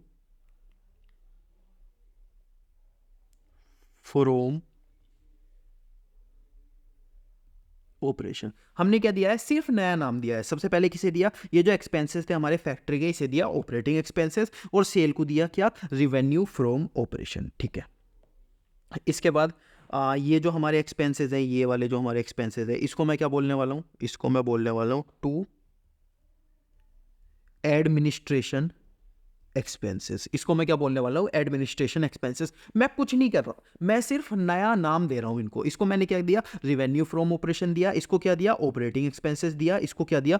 एडमिनिस्ट्रेशन एक्सपेंसेस मैंने दिया। ठीक है। अब मैंने बोला कि यार ये तो चीज़ें हैं ना, इसको मैं थोड़ा सा लंबा करना चाहता हूँ। लंबा मतलब इसको मैं नीचे लेना चाहता हूँ और इसको मैं यहाँ पर एक लाइन बनाना चाहता हूँ इस तरीके से। ठीक है। अब मैंने आपसे बोला कि यार ये जो ग्रोस प्रॉफिट है ना, और ये जो इंटरेस्ट हो गया, ये जो टैक्स हो गया, ये एक्सपेंसेस मैं यहाँ पर नहीं लिखना चाहता। पर्टिकुलरली इंटरेस्ट और टैक्स में यहाँ पर नहीं लिखना चाहता। उससे पहले मैं यहाँ पर एक चीज़ करना चाहता हूँ। क्या? यहाँ पर मैं लिखना चाहता हूँ आपका टू ऑपरेटिंग प्रॉफिट। क्या लिखना चाहता हूँ? टू ऑपरेटिंग प्रॉफिट लिखना चाहता हूँ। और यहाँ पर मैं इस तरीके से लिखना चाहता हूँ जो कि मेरा यहाँ पर टोटल करके आएगा। यहाँ पर टोटल करके आया, और ये वाला इस वाली हेल्प से आया। देखो जैसे मैंने ऊपर किया था, कुछ भी नहीं किया मैंने। ये जो बिल्कुल मैं सेम कर रहा था ना, मैंने क्या किया था? ग्रोस प्रॉफिट यहाँ ट्रांसफर किया था, उसकी हेल्प से मैंने नेट प्रॉफिट निकाला था बिल्कुल ऐसे ही निकाला था। तो मैंने क्या बोला आपसे? मैंने बोला कि यार ये जो मेरा इंटरेस्ट और टैक्स है ना, उससे पहले मैं क्या करूँगा? उससे पहले मैंने ये जो ग्रोस प्रॉफिट है, ये जो ग्रोस प्रॉफिट है मैंने इसको यहाँ पर लिखा। ये जो ग्रोस प्रॉफिट है मैंने इसको यहाँ पर लिखा, और इसके बाद मैंने इस वाले ग्रोस प्रॉफिट से एक नया प्रॉफिट निकाल दिया। क्या? Operating profit. अब ये जो ऑपरेटिंग प्रॉफिट है इसको मैं कहाँ पर लिखूंगा? यहाँ पर लिखूंगा वापस से बाय ऑपरेटिंग प्रॉफिट, और ऑपरेटिंग प्रॉफिट का मैं यहाँ पर कॉलम बना दूंगा इस तरीके से। और ऑपरेटिंग प्रॉफिट की हेल्प से फिर मैं क्या निकालूंगा? अपना जो मेरा नेट प्रॉफिट आता है, जो मेरा क्या आता है? नेट प्रॉफिट आता है, ये वाला नेट प्रॉफिट। और इसको मैं किसकी हेल्प से निकालूंगा? इसकी हेल्प से यहाँ पर निकाल के बताऊंगा। तो मैंने क्या किया? मैंने कुछ भी नहीं किया। मैंने यार यहाँ पे सिंपल बोला कि ये जो मेरा ग्रोस प्रॉफिट था, मैंने यहाँ पर ग्रोस प्रॉफिट ट्रांसफर करके नेट प्रॉफिट निकाला था। अब मैं यहाँ पर क्या बोल रहा हूँ? मैंने ये ग्रोस प्रॉफिट तो बिल्कुल सेम रखा, यहाँ पर ग्रोस प्रॉफिट ट्रांसफर कर दिया। अब मैंने बोला कि यार यहाँ पर पहले मैं एक ऑपरेटिंग प्रॉफिट निकालना चाहता हूँ, फिर ऑपरेटिंग प्रॉफिट को यहाँ पर ट्रांसफर करूंगा, और ऑपरेटिंग प्रॉफिट में से फिर मैं इंटरेस्ट लिखूंगा, टैक्स लिखूंगा, और यहाँ पर फिर नेट प्रॉफिट लिखूंगा। मैंने क्या किया? इस चीज़ को थोड़ा सा लंबा कर दिया, इस चीज़ को थोड़ा सा लंबा कर दिया, और एक नई टर्म मेरे को इंट्रोड्यूस हो गई। क्या? Operating profit. तो अभी तक यहाँ पे आप समझ लो क्या क्या हमें नई टर्म रिसीव हुई है। क्या क्या? सबसे पहले हमने ट्रेडिंग अकाउंट बनाया, ओपनिंग स्टॉक ऐसे ही रहने दिया, परचेज ऐसे ही रहने दिया। सबसे पहले हमने बोला ये जो एक्सपेंसेस है इसको मैंने बोला ऑपरेटिंग एक्सपेंसेस, एक नया नाम दे दिया सिर्फ। सेल नया नाम दे दिया रिवेन्यू फ्रॉम ऑपरेशन। इसके बाद बाय क्लोजिंग स्टॉक ऐसे ही रहने दिया, ग्रॉस प्रॉफिट ऐसे ही रहने दिया, ग्रॉस प्रॉफिट ट्रांसफर कर दिया ऐसे ही रहने दिया। यहाँ पर एक्सपेंसेस लिखता था ऑफिस से रिलेटेड, यहाँ पर लिख दिया एडमिनिस्ट्रेशन एक्सपेंसेस, इसका नया नाम दे दिया। यहाँ पर एक नया प्रॉफिट निकाल दिया, क्या, ऑपरेटिंग प्रॉफिट। ऑपरेटिंग प्रॉफिट को फिर ट्रांसफर कर दिया, कैसे, जैसे मैंने ग्रॉस प्रॉफिट को ट्रांसफर किया था, ऑपरेटिंग प्रॉफिट को यहाँ ट्रांसफर कर दिया। इसके बाद यहाँ लिखा इंटरेस्ट, यहाँ लिखा टैक्स, उसके बाद यहाँ लिख दिया नेट प्रॉफिट। तो मैंने क्या निकाल लिया, एंड में नेट प्रॉफिट तक ही मुझे पहुंचना था, ऊपर भी नेट प्रॉफिट तक पहुंचना था, नीचे भी नेट प्रॉफिट तक पहुंचना था, तो वहां पर मैं पहुंच गया। अब यहाँ पर मैं एक बार आपको दोबारा से क्लियरली बनाकर दिखा देता हूं कि इसके अंदर हमें करना क्या क्या है। तो सबसे पहले मैं यहाँ पर ट्रेडिंग अकाउंट बनाऊंगा और यहाँ पर P&L अकाउंट बनाऊंगा।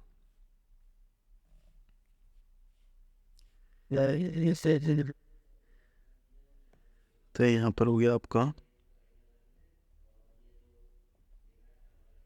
ट्रेडिंग अकाउंट और यहाँ पर हो गया आपका P&L अकाउंट। ठीक है, तो अभी तक मैंने क्या किया है, यहाँ पर सबसे पहले लिखा है ओपनिंग इन्वेंट्री,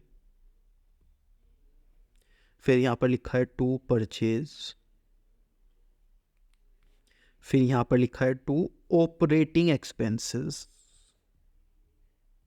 फिर यहाँ पर लिखा है by revenue from operation. Revenue from operation क्या है, मेरा सेल ही तो है, अभी तो आपको बताया। इसके बाद यहाँ पर लिखा है क्लोजिंग इन्वेंट्री, ये क्या हो गई, मेरी क्लोजिंग इन्वेंट्री हो गई। यहाँ पर मेरा क्या आ गया, ग्रॉस प्रॉफिट आ गया।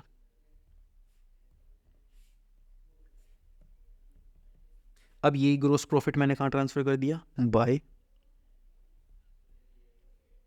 ग्रॉस प्रॉफिट, यहाँ ट्रांसफर कर दिया, सिंपल। यहाँ पर मैंने लिखा टू एडमिनिस्ट्रेशन एक्सपेंसेस। यहां पर मैंने बोला कि नेट प्रॉफिट से पहले मैं क्या निकालूंगा, ऑपरेटिंग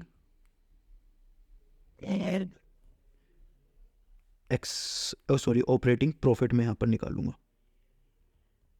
क्या निकालूंगा, ऑपरेटिंग प्रॉफिट में यहां पर निकालूंगा। अब मैंने बोला ये जो ऑपरेटिंग प्रॉफिट है इसको मैं क्या कर दूंगा, ट्रांसफर कर दूंगा। ये जो ऑपरेटिंग प्रॉफिट है इसको मैं क्या कर दूंगा, ट्रांसफर कर दूंगा यहाँ पर बाय ऑपरेटिंग प्रॉफिट। कौन सा वाला ऑपरेटिंग प्रॉफिट है, यही वाला जो मैंने यहाँ पर निकाला है। इसके बाद यहाँ पर क्या लिखूंगा मैं, टू इंटरेस्ट,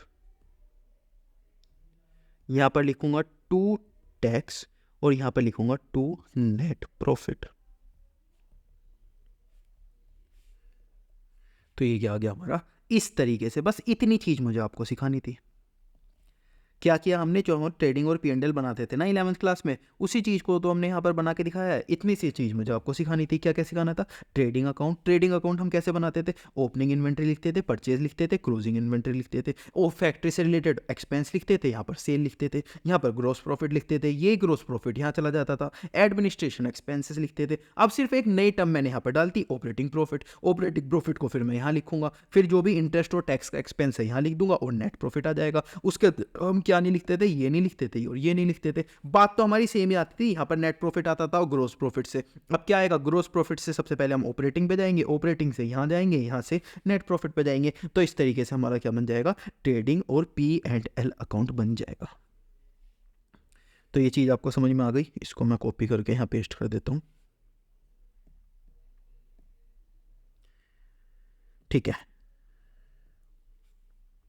अभी सुनो, मैं आपको क्या समझाना चाहता हूँ कि ये जो परचेज है ना, ये जो हमने परचेज किया है यहाँ पर, ये परचेज दो टाइप से हो सकती है। ये जो मैंने यहाँ पर परचेज करके आपको बताया है, ये परचेज दो टाइप से हो सकती है। कौन सी दो टाइप से हो सकती है, सबसे पहले तो आप ये बोल सकते हो कि ये जो परचेज है आपने क्रेडिट पे की है ना, आपने उधार पे आप इसको कर सकते हो, या फिर आपने कैश पे की है। किस पे की है, या तो आपने क्रेडिट पे की है या फिर आपने कैश पे की है। या तो आप इसको क्रेडिट पे करोगे या फिर आप इसको कैश पे करोगे। सपोज आपने इसको क्रेडिट पे परचेज किया है तो आप इसको क्या बोलोगे, नेट क्रेडिट परचेज। सपोज आपने क्या किया है, क्रेडिट पे परचेज किया है, और कैश पे परचेज किया है, नेट कैश परचेज। कोई चीज़ रटने वाली है इसमें? कोई चीज़ रटने वाली है नहीं, मेरे को बता दो। मैंने बोला परचेज आप दो तरीके से कर सकते हो, उधार पे कर सकते हो या कैश में कर सकते हो। पैसे तुरंत की तुरंत दे दो, या उधार पे भी तो कर सकते हो ना, आराम से कर सकते हो। मैंने बोला उधार पे करा तो आप क्या बोलोगे? Net credit purchase. क्यों? क्योंकि हमने क्रेडिट पे किया है। और अगर आपने कैश पे किया तो आप क्या बोलोगे? नेट कैश परचेज, क्योंकि आपने किस पे किया है? कैश पे किया है। इतनी सी चीज़ आपको मैंने समझाई यहाँ पर। मैंने बोला ये जो आपने सेल की है ना, ये जो आपने सेल की है, इसको भी आप दो टाइप से कर सकते हो। आपने बोला हाँ हाँ हम कर सकते हैं। एक तो हम क्रेडिट पे कर सकते हैं, यानी कि हम उधार पे माल बेच सकते हैं। दूसरा हम किस पे कर सकते हैं? कैश पे कर सकते हैं।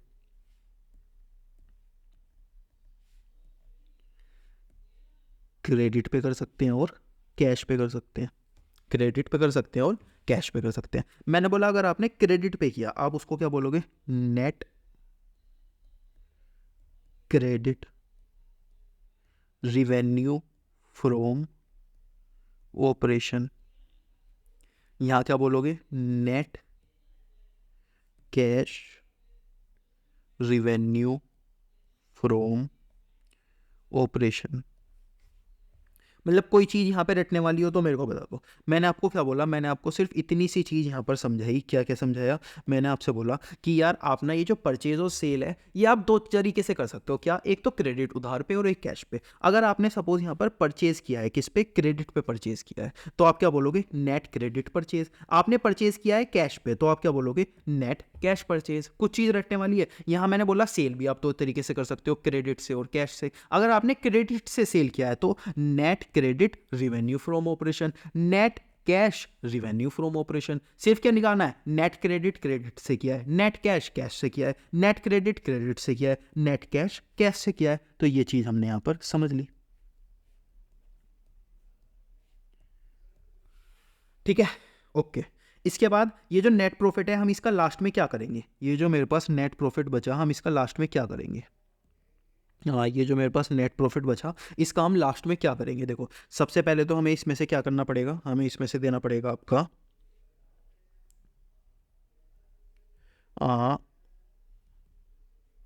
इक्विटी शेयर्स हो गया आपका, प्रीफरेंस शेयर्स हो गया आपका, और नोट डिस्ट्रीब्यूट हो गया आपका। क्या हो गया आपका? नॉन डिस्ट्रीब्यूट हो गया आपका, प्रीफरेंस शेयर हो गया आपका, और इक्विटी शेयर हो गया आपका। अब ये दोनों चीज़ें क्या हैं? देखो, जो भी आपके पास एंड में प्रॉफिट आएगा, क्या आएगा? जो भी आपके पास एंड में प्रॉफिट आएगा, उसका आप तीन चीज़ कर सकते हो। आप बोल सकते हो यार या तो मैं किसको दे रहा हूँ? इक्विटी शेयर्स को दे रहा हूँ। किसकी फॉर्म में? डिविडेंड की फॉर्म में। या फिर मैं किसको दे रहा हूँ? प्रीफरेंस शेयर दे रहा हूँ। किसको? प्रीफरेंस शेयर के डिविडेंड की फॉर्म में। ये दोनों डिविडेंड सेम नहीं है। ये किसका है? ये है इक्विटी शेयर का, और ये किसका है? ये है प्रीफरेंस शेयर का। तो आप इसको क्या बोल सकते हो? इक्विटी डिविडेंड बोल सकते हो। चलो मैं लिख ही देता हूँ, कभी आप बाद में कंफ्यूज हो।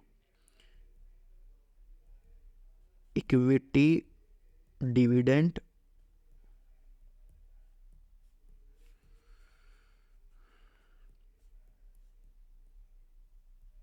प्रीफरेंस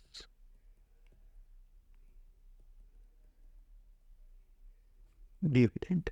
तो ये क्या हो गया? आप इक्विटी डिविडेंड की फॉर्म में दे सकते हो, प्रेफरेंस डिविडेंड की फॉर्म में दे सकते हो, और आप बोल सकते हो मैं कुछ भी नहीं दूंगा, अपने पास रखूंगा। यानी कि कंपनी बोल सकती है अभी मैं हम डिविडेंड नहीं दे रहे, अभी अपने पास रखेंगे, फ्यूचर में हम डिविडेंड कभी देंगे, तो डिस्ट्रीब्यूट भी नहीं कर सकते। तो ये क्या हो गया? आपका नेट प्रॉफिट हो गया। और नेट प्रॉफिट को ही आप क्या बोल सकते हो? टोटल अर्निंग भी बोल सकते हो अपनी। नेट प्रॉफिट को ही आप क्या बोल सकते हो यहाँ पर?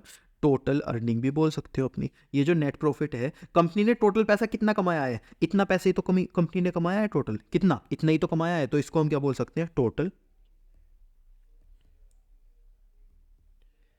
अर्निंग्स। इसको ही हम क्या बोलेंगे? आपकी टोटल अर्निंग बोलेंगे। किसको? ये जो नेट प्रॉफिट से हमने पैसा कमाया है, इसको ही हम क्या बोलेंगे?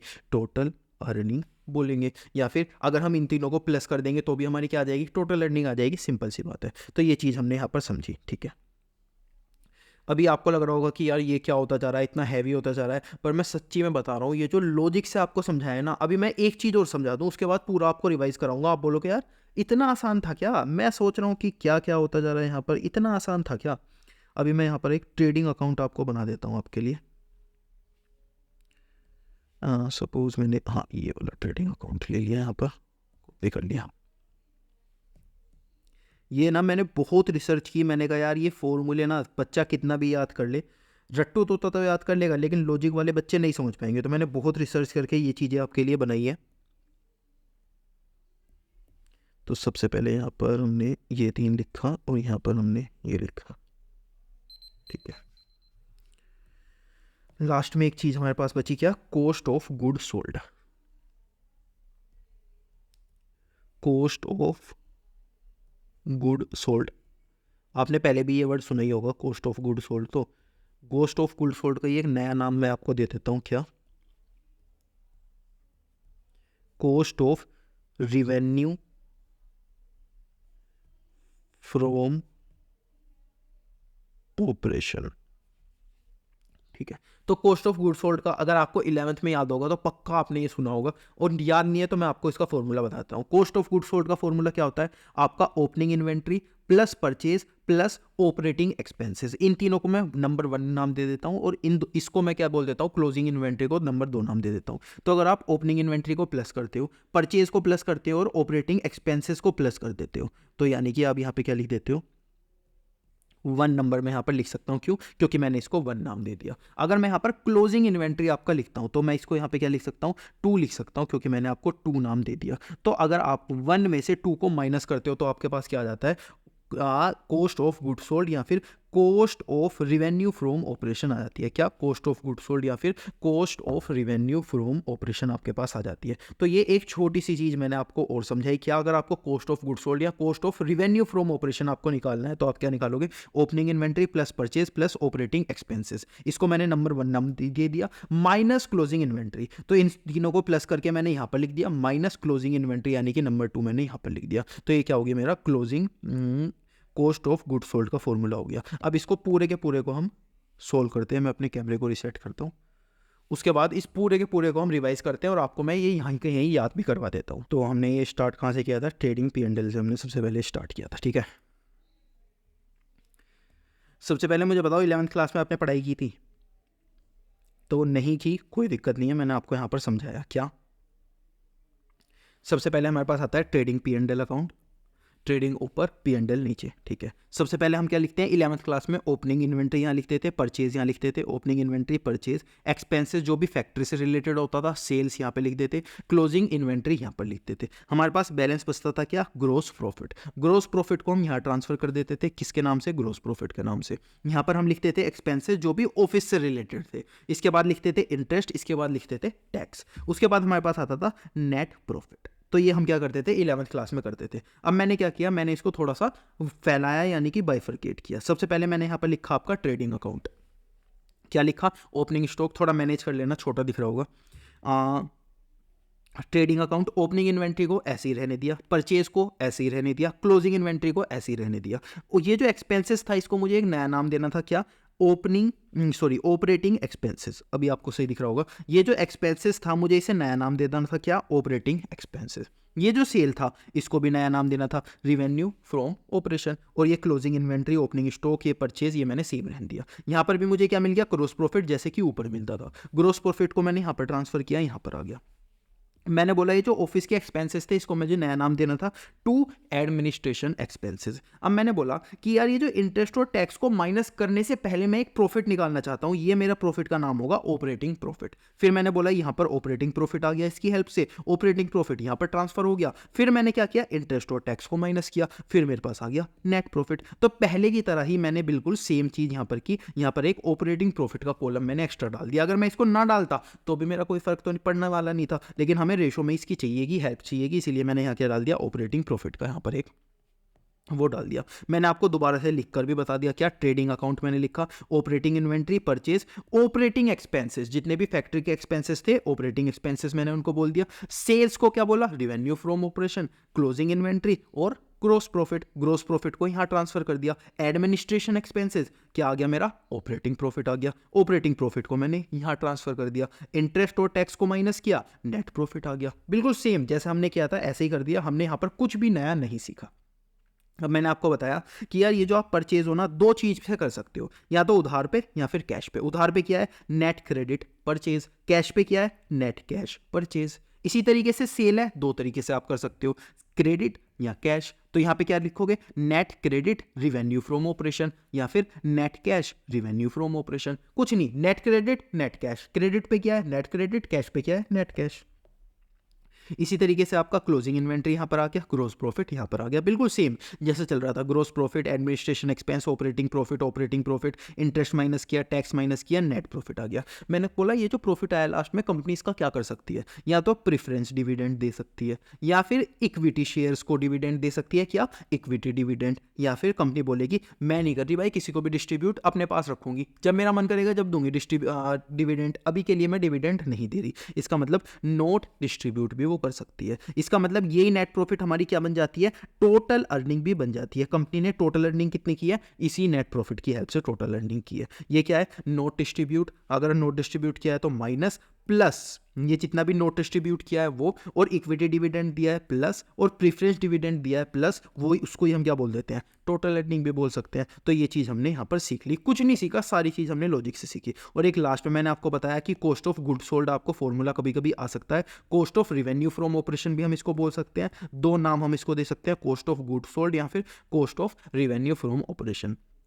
इसका फॉर्मूला क्या होता है, opening inventory plus purchase plus operating expenses. इन तीनों को प्लस करके मैंने एक नाम दे दिया 1। तो सबसे पहले मैंने इन तीनों को प्लस करके यहाँ पर लिख दिया 1। उसमें से मुझे माइनस क्या करना पड़ सकता है, क्लोजिंग इन्वेंट्री, इसको मैंने नाम दे दिया 2, और 1 - 2 क्या हो गया मेरा, यहाँ पर क्लोजिंग इन्वेंट्री आ गई। ये क्या आ जाएगा, कॉस्ट ऑफ गुड सोल्ड आ जाएगा। तो आई होप आपको यहाँ पर कुछ भी रटने की जरूरत नहीं पड़ी होगी। अब हम एक एक करके अपने फॉर्मूलेस देखते हैं।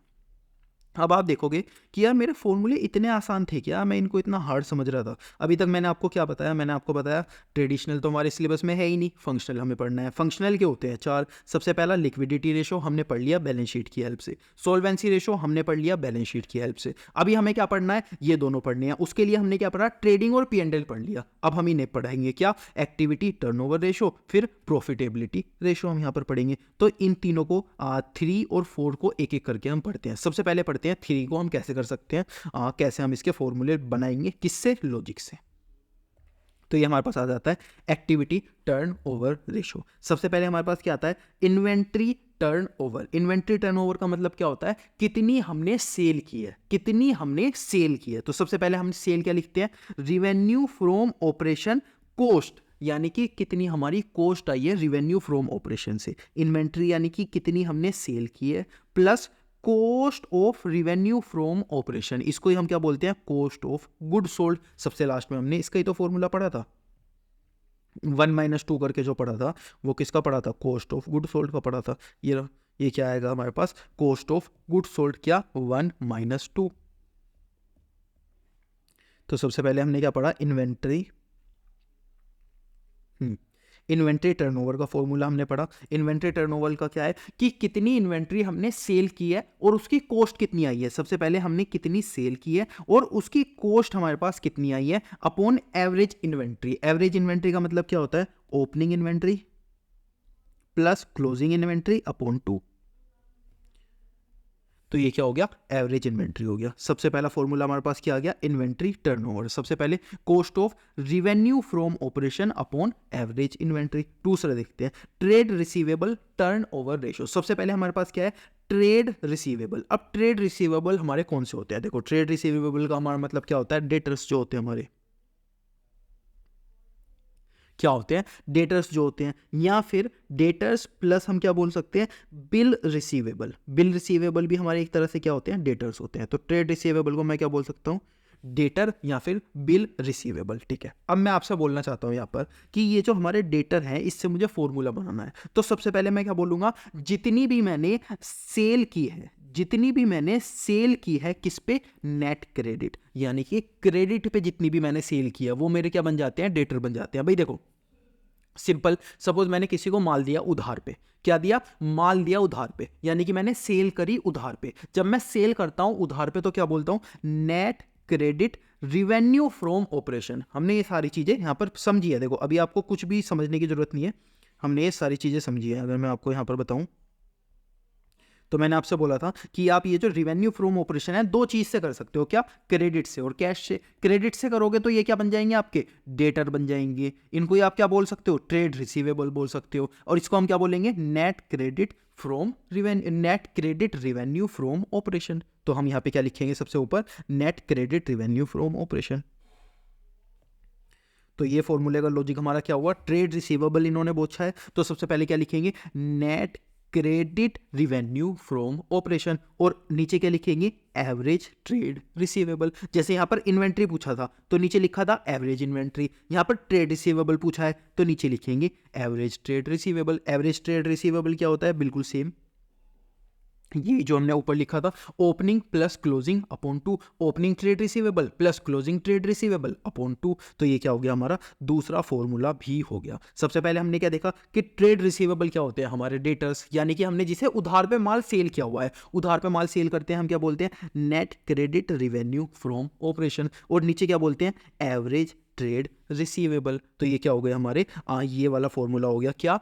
Trade receivable turn over ratio. और नीचे एवरेज तो हमारा ठीक है, लेकिन ट्रेड रिसीवेबल क्यों लिखा? क्योंकि हमें क्या पूछा था? ट्रेड रिसीवेबल पूछा था। तो ये क्या हुआ? हमने लॉजिक से सारे फॉर्मूले बना दिए। अगर जो मैंने आपको समझाया वो आपको ढंग से समझ में आ गया तो वो आपने क्या बना दिया? लॉजिक से बना दिया। और हम ट्रेड रिसीवेबल किसको बोलते हैं? डेटर्स को, जिसपे हम उधार पे माल सेल करते हैं, या बिल रिसीवेबल। कभी कभी डेटर हमें बिल रिसीवेबल दे देते हैं, तो डेटर प्लस बिल रिसीवेबल क्या हो जाता है? हमारा ट्रेड रिसीवेबल हो जाता है। इसके बाद एवरेज पेमेंट पीरियड हमारे पास एक चीज आती है। एवरेज पेमेंट पीरियड क्या होता है? ये जो ट्रेड रिसीवेबल, यानी कि जिनको हम उधार पे माल दे रहे हैं, जिनको हम उधार पे माल दे रहे हैं, वो हमें पेमेंट कितने दिन में करते हैं? तो हमें क्या लिखना पड़ेगा? नंबर ऑफ डेज या फिर number of months in a year. एक साल में कितने दिन होते हैं? 365 आप लिख सकते हो। एक साल में कितने महीने होते हैं? 12। कुछ भी आप लिख सकते हो जिस भी फॉर्म में आप निकालना चाहते हो आंसर को। अगर डेज लिखोगे 365 डेज लिखोगे तो डेज की फॉर्म में आंसर आएगा। मंथ लिखोगे 12 मंथ्स तो मंथ्स की फॉर्म में आंसर आएगा। Upon trade receivable turnover ratio. ये कौन सा रेशो है? ये तो रेशो है जो हमने निकाला था। तो सबसे पहले आपको क्या लिखना है? Total number of days upon trade receivable turnover ratio. तो ये क्या आ गया? आपका लॉजिक से ये फॉर्मूला बन गया। और आपको ये भी पता चल गया कि जो आपके ट्रेड रिसीवेबल है कितने दिन में आपको आखिरकार पैसे देते हैं। अब हमारे पास आता है ट्रेड पेबल। अब ट्रेड पेबल का आपको मतलब क्या होता है? ट्रेड पेबल का मतलब होता है आपका क्रेडिटर। हम बचपन से ये चीज पढ़ते हुए आए हैं ना, क्या? क्रेडिटर यानी कि जिससे हमने उधार पे माल खरीदा हुआ है, जिससे हमने परचेज किया है उधार पे। तो ये क्या हो गया? आपका क्रेडिटर आ गया। प्लस क्या आएगा आपका यहाँ पर? आप बिल्स पेबल। कभी कभी आप क्रेडिटर को क्या दे देते हो? Bills payable. जैसे यहाँ पर बिल्स रिसीवेबल आया था ना, तो यहाँ पर क्या आएगा? बिल्स पेबल आएगा। तो ये क्या आ गया? ट्रेड पेबल आ गया। ठीक है। अब मैं आपसे पूछना चाहता हूं कि जो आप परचेज करते हो किस फॉर्म में कर सकते हो? परचेज दो फॉर्म में कर सकते हो, कैश में कर सकते हो या क्रेडिट में कर सकते हो। मैंने आपसे पूछा ये परचेज किस फॉर्म में कर सकते हो, कैश में या क्रेडिट में। सपोज कैश में कर दिया तो आपने पैसा दे दिया, ठीक है। लेकिन अगर आपने नेट क्रेडिट परचेज किया है तो ये आपके क्या बन जाएंगे? ट्रेड पेबल बन जाएंगे। या इनको ये आप क्या बोल सकते हो? क्रेडिटर बोल सकते हो। या इनको आप क्या बोल सकते हो? बिल्स पेबल बोल सकते हो। तो ये क्या बन जाएंगे? नेट क्रेडिट परचेज आपकी बन जाएगी। तो अगर आपने वो चीज़ ध्यान से समझी दी तो अभी आपको फॉर्मूले बनाने में, लॉजिक ड्राइव करने में कोई दिक्कत नहीं आएगी। सपोज एग्जाम के अंदर आपको लिख के दिया हुआ है क्या? Trade payable turnover ratio. मुझे बताओ कैसे बनाओगे? सबसे पहले लिखा है ट्रेड पेबल। ट्रेड पेबल यानी कि हमने परचेज किया था उधार पे। परचेज करते हैं उधार पे, हम क्या लिखते हैं? नेट क्रेडिट परचेज लिखते हैं। यहाँ लिखा हुआ है ट्रेड पेबल, नीचे लिख देंगे average trade payable. Average trade payable का फॉर्मूला क्या हो जाएगा? अभी मैंने आपको बताया। क्या?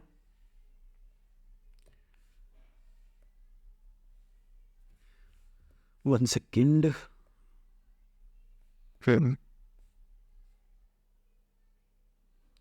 तो ये क्या हो जाएगा हमारा? Opening plus closing upon 2।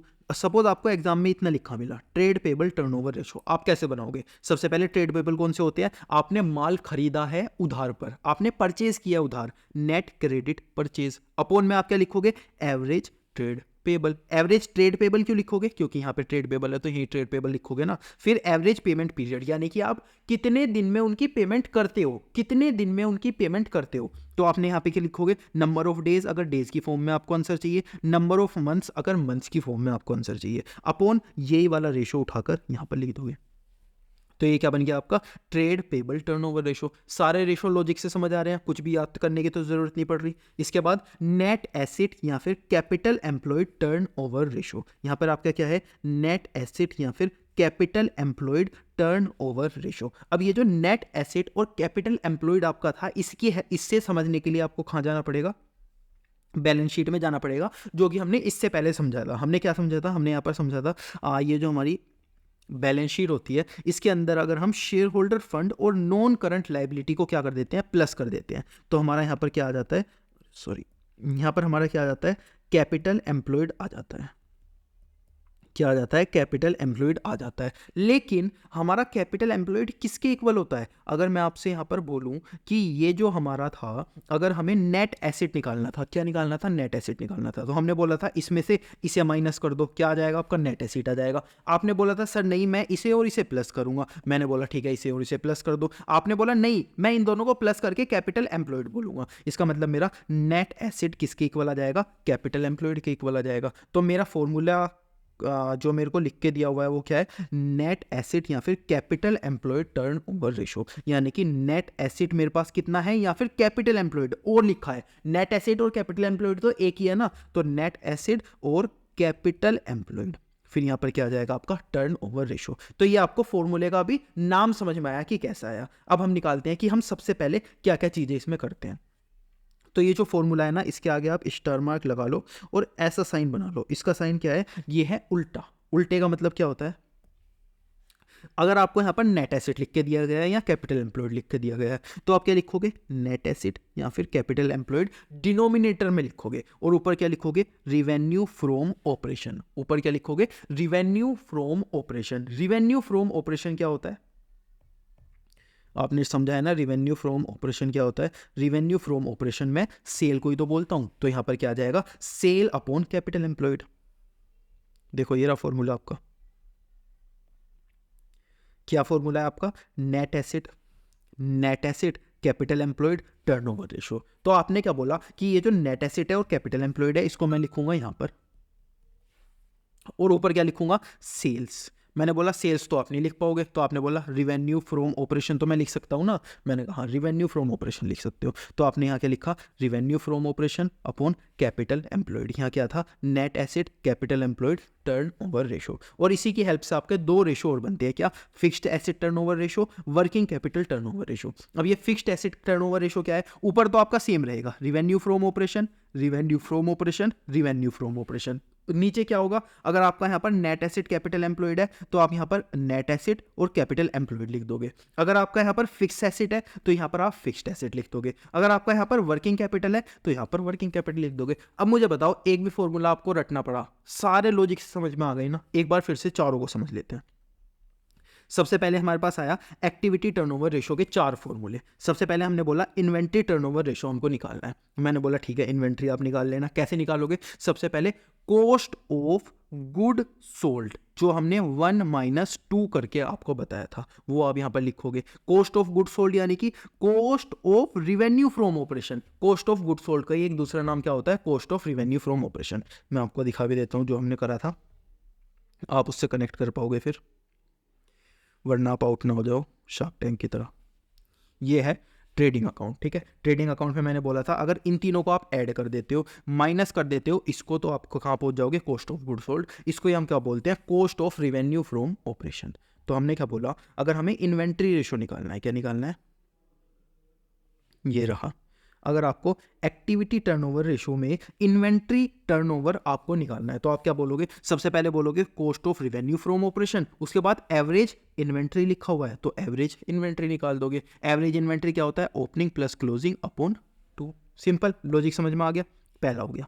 दूसरा, ट्रेड रिसीवेबल टर्नओवर रेशो। अब ट्रेड रिसीवेबल टर्नओवर रेशो क्या होता है आपका, ट्रेड रिसीवेबल सबसे पहले क्या होते हैं आपके डेटर्स, यानी कि आपने उधार पे माल सेल किया है, आपने उधार पे माल सेल किया है। उधार पे माल सेल करते हो तो net credit revenue from operation उस अपॉन एवरेज ट्रेड रिसीवेबल, यहां लिखा हुआ है तो एवरेज ट्रेड रिसीवेबल आप यहां पर लिख दोगे। सिंपल लॉजिक समझ में आ गया।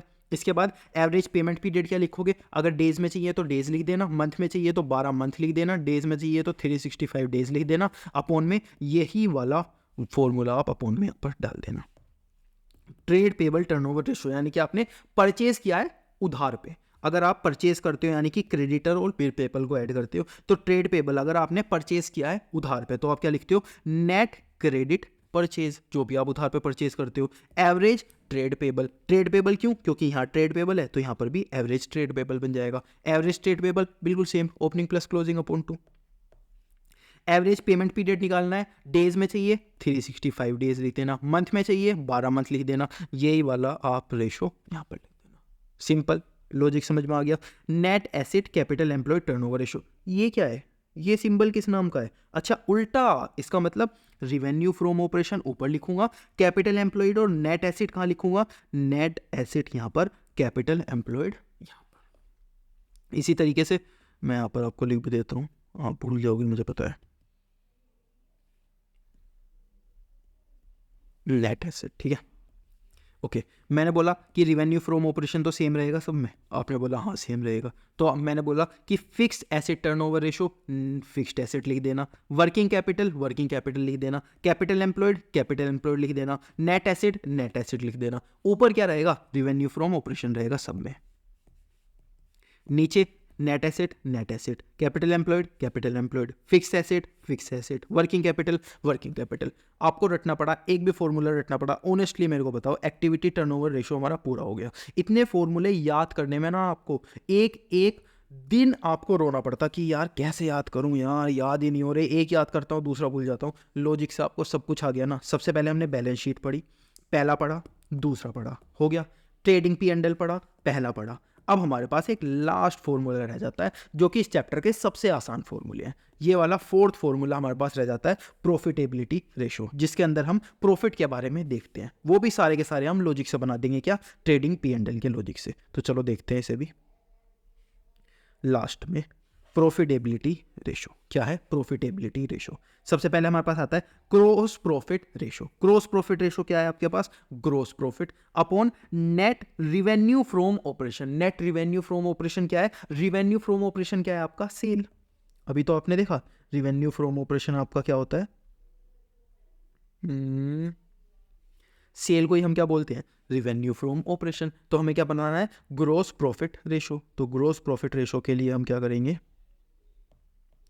सबसे पहले gross profit ratio, gross profit बोला है ऊपर लिख दूंगा ग्रोस प्रॉफिट, नीचे क्या लिखूंगा, सेल। सेल को क्या बोलता हूं, रिवेन्यू फ्रॉम ऑपरेशन मल्टीप्लाई 100% में आंसर निकालना है तो मेरे पास क्या आ जाएगा, ग्रोस प्रॉफिट, ऊपर ग्रोस प्रॉफिट अपॉन में सेल यानी कि रिवेन्यू फ्रॉम ऑपरेशन। ये नेट लगाओ मत लगाओ, इससे कोई ज़्यादा दिमाग खराब मत करना अपना। नेट रिवेन्यू फ्रॉम ऑपरेशन एक ही बात है। तो ये क्या है, gross profit ratio, gross profit ऊपर आ गया अपॉन में रिवेन्यू फ्रॉम ऑपरेशन यानी कि net revenue from operation multiply 100, ठीक है। ग्रोस प्रॉफिट रेशो समझ में आ गया। ऑपरेटिंग रेशो आपका क्या होता है, सबसे पहले एक काम करते हैं, नीचे के फॉर्मूले कर लेते हैं फिर ऑपरेटिंग पाएंगे, या तुरंत का तुरंत करना है, चलो तुरंत ही कर लेते हैं। ऑपरेटिंग रेशो आपका क्या होता है, तो देखो सबसे पहले आपने ऑपरेटिंग के बारे में सुना है, हाँ। ऑपरेटिंग एक्सपेंसेस के बारे में आपने कुछ सुना था, हाँ। ऑपरेटिंग एक्सपेंसेस के बारे में आपने सुना था, तो ऑपरेटिंग एक्सपेंसेस के पास अगर मैं आपको लेके चलूँ तो वो कहाँ पर आते थे, हमने P&L बनाया था, हमने बोला था जितने भी फैक्ट्री से रिलेटेड एक्सपेंसेस हैं उसको हम क्या बोलेंगे, ऑपरेटिंग एक्सपेंसेस बोलेंगे। जितने भी फैक्ट्री से रिलेटेड एक्सपेंसेस हैं उसको हम क्या बोलेंगे, ऑपरेटिंग एक्सपेंसेस बोलेंगे। अगर हमें ये ऑपरेटिंग एक्सपेंसेस यहाँ पर निकालना है तो हमें यहाँ पर क्या करना होगा, देखते हैं। ये जो ऊपर नीचे है ना, चक्कर आ रहे हैं मेरे को,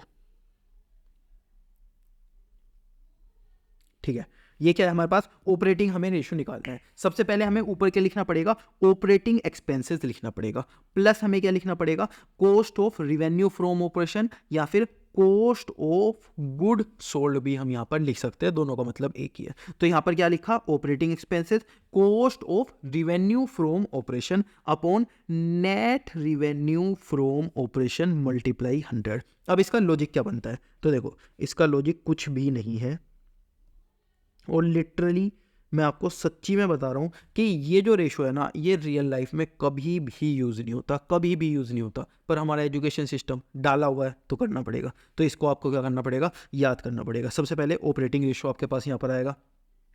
ऑपरेटिंग से आप क्या बोल सकते हो, हाँ ऑपरेटिंग यानी कि ऑपरेटिंग एक्सपेंस, तो ऑपरेटिंग एक्सपेंस आप यहाँ पर लिख लो। इसके बाद cost of revenue from operation आप यहाँ पर लिख सकते हो। Cost of revenue from operation का मतलब क्या होता है, कोस्ट ऑफ गुड सोल्ड, जो हमने 1 - 2 किया था ना, वो चीज़ आप यहाँ पर लिख दोगे। इसके बाद नेट रिवेन्यू फ्रॉम ऑपरेशन, यहाँ पर क्या होगा ना, अगर आप प्रॉफिटेबिलिटी रेशो कर रहे हो तो नीचे हमेशा नेट रिवेन्यू फ्रॉम ऑपरेशन आएगा। नेट रिवेन्यू फ्रॉम ऑपरेशन यानी कि सेल्स।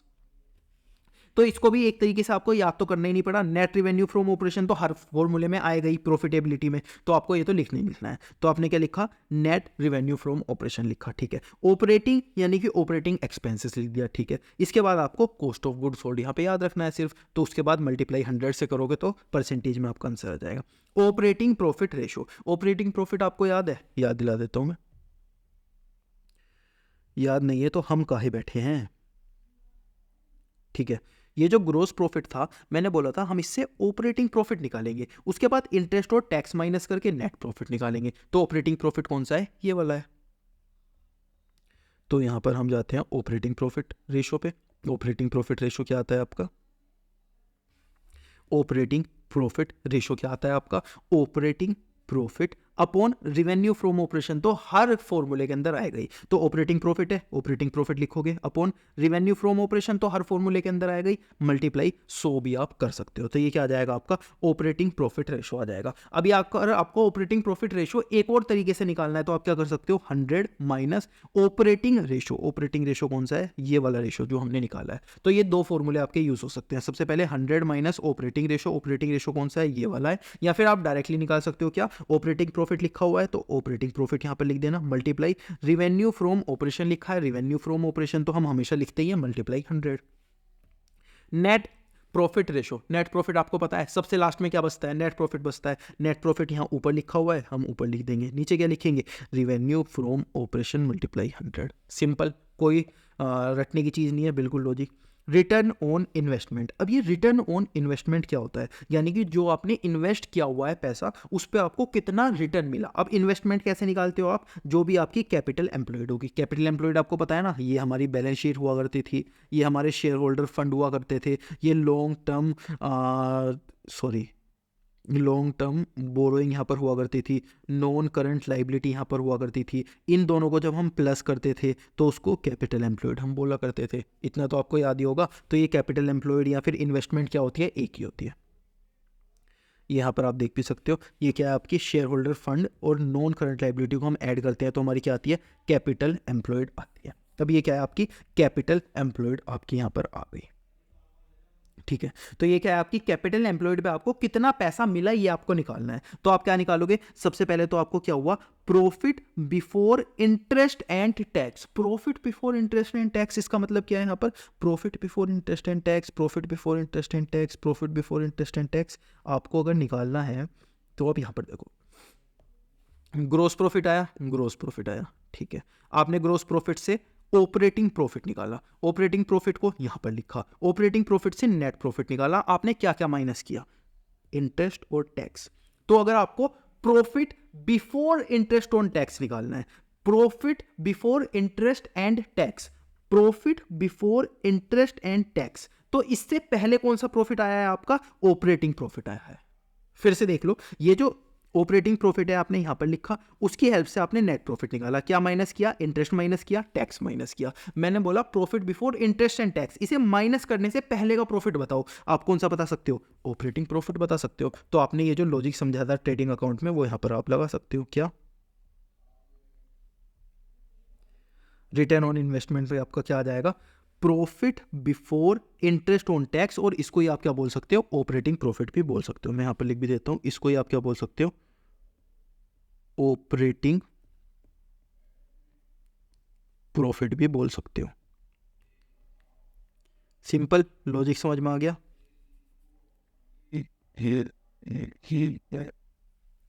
ठीक है।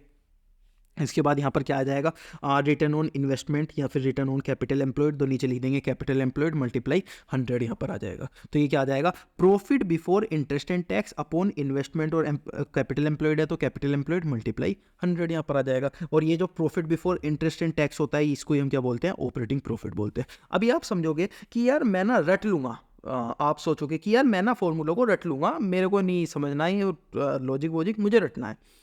तो अगर अभी तो आप रट लोगे, फॉर्मूले याद तो कर लोगे, लेकिन जब क्वेश्चन के अंदर आएगा ना तो क्वेश्चन के अंदर डायरेक्ट नहीं लिख के देगा वो। Profit before interest and tax लिखा हुआ है, आपसे ये वाला पूछ लिया, आपने रट लिया और आपने डायरेक्टली वैल्यू पुट कर दी और आंसर निकाल लिया। इतना आसान नहीं आने वाला वहाँ पे वो आपको क्या देगा, कैपिटल एम्प्लॉयड नहीं देगा, वो देगा शेयर होल्डर फंड और क्या देगा, लॉन्ग टर्म बोरोइंग। यानी कि वो आपको यहाँ पर क्या देगा, दो चीजें देगा, ये देगा और ये देगा। आप वहां पे कंफ्यूज हो जाओगे कि यार मुझे तो कैपिटल एम्प्लॉयड याद है, लेकिन इन दोनों चीजों को क्या करूं मैं। तो अगर किसी बच्चे ने लॉजिक से समझाया तो उसको पता चलेगा कि हाँ इन दोनों को मुझे क्या करना है, प्लस करना है। इसीलिए लॉजिक से समझना ज्यादा आसान है, ज्यादा याद करना लॉजिक से ज्यादा आसान है, और क्वेश्चन सोल्व करना भी बहुत आसान है। जब आप क्वेश्चन वाली वीडियो देखोगे तो अपने आप समझ जाओगे। इसके बाद return on share holders fund, यानी कि शेयर होल्डर के फंड पे कितना रिटर्न आया है। अब आप शेयर होल्डर के फंड पे रिटर्न कैसे निकालोगे, देखो सबसे पहले आप क्या करोगे, यहाँ पर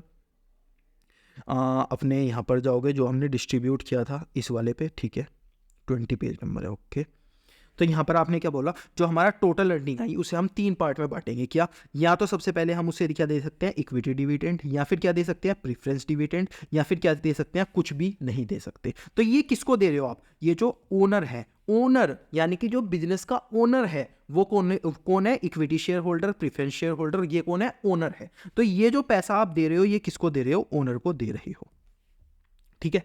तो ये जो पैसा आप दे रहे हो नेट प्रॉफिट, ये आप ओनर को दे रहे हो। तो अगर आपको शेयर होल्डर, तो आपको क्या निकालना है कि ओनर को कितना रिटर्न मिला, अपनी इन्वेस्टमेंट का शेयर होल्डर को कितना रिफंड मिला। तो आप क्या बोलोगे, प्रॉफिट आफ्टर टैक्स। आप ध्यान से देखना यहां पे क्या था, इन्वेस्टमेंट के ऊपर रिटर्न था, यानी कि जो बाहर वालों ने इन्वेस्टमेंट की हुई है, इसीलिए हमने लिखा profit before interest and tax. लेकिन यहां पर क्या है, शेयर होल्डर के ऊपर रिटर्न है, यानी कि profit after tax, profit after interest and tax. यहां पर क्या लिखा आपने, profit after interest and tax, और इसको ही हम क्या बोलते हैं, नेट प्रॉफिट बोलते हैं।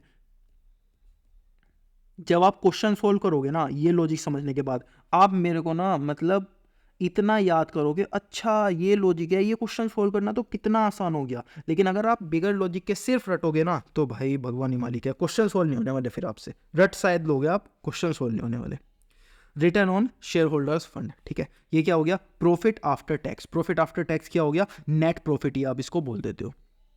प्रॉफिट आफ्टर टैक्स क्यों लिया, क्योंकि यहां पर क्या था, शेयर होल्डर फंड था, लेकिन यहां पर इन्वेस्टमेंट था, तो profit before interest and tax लिया। इसके बाद हमने यहां पर क्या लिखा था, इन्वेस्टमेंट या कैपिटल एम्प्लॉयड, तो यहां पर कैपिटल एम्प्लॉयड, यहां शेयर होल्डर फंड, तो यहां पर भी share holder fund, simple logic. इसके बाद earning per share, earning per share क्या निकालेंगे, ये तो मैथ है, टोटल अर्निंग कितनी है हमारी, यानी कि टोटल प्रॉफिट कितना है हमारा, upon number of equity share, कितने इक्विटी शेयर है। इसके बाद अगर हमें प्रेफरेंस का निकालना है तो प्रेफरेंस डिविडेंड कितना है हमारा, उसके बाद number of preference shares, simple.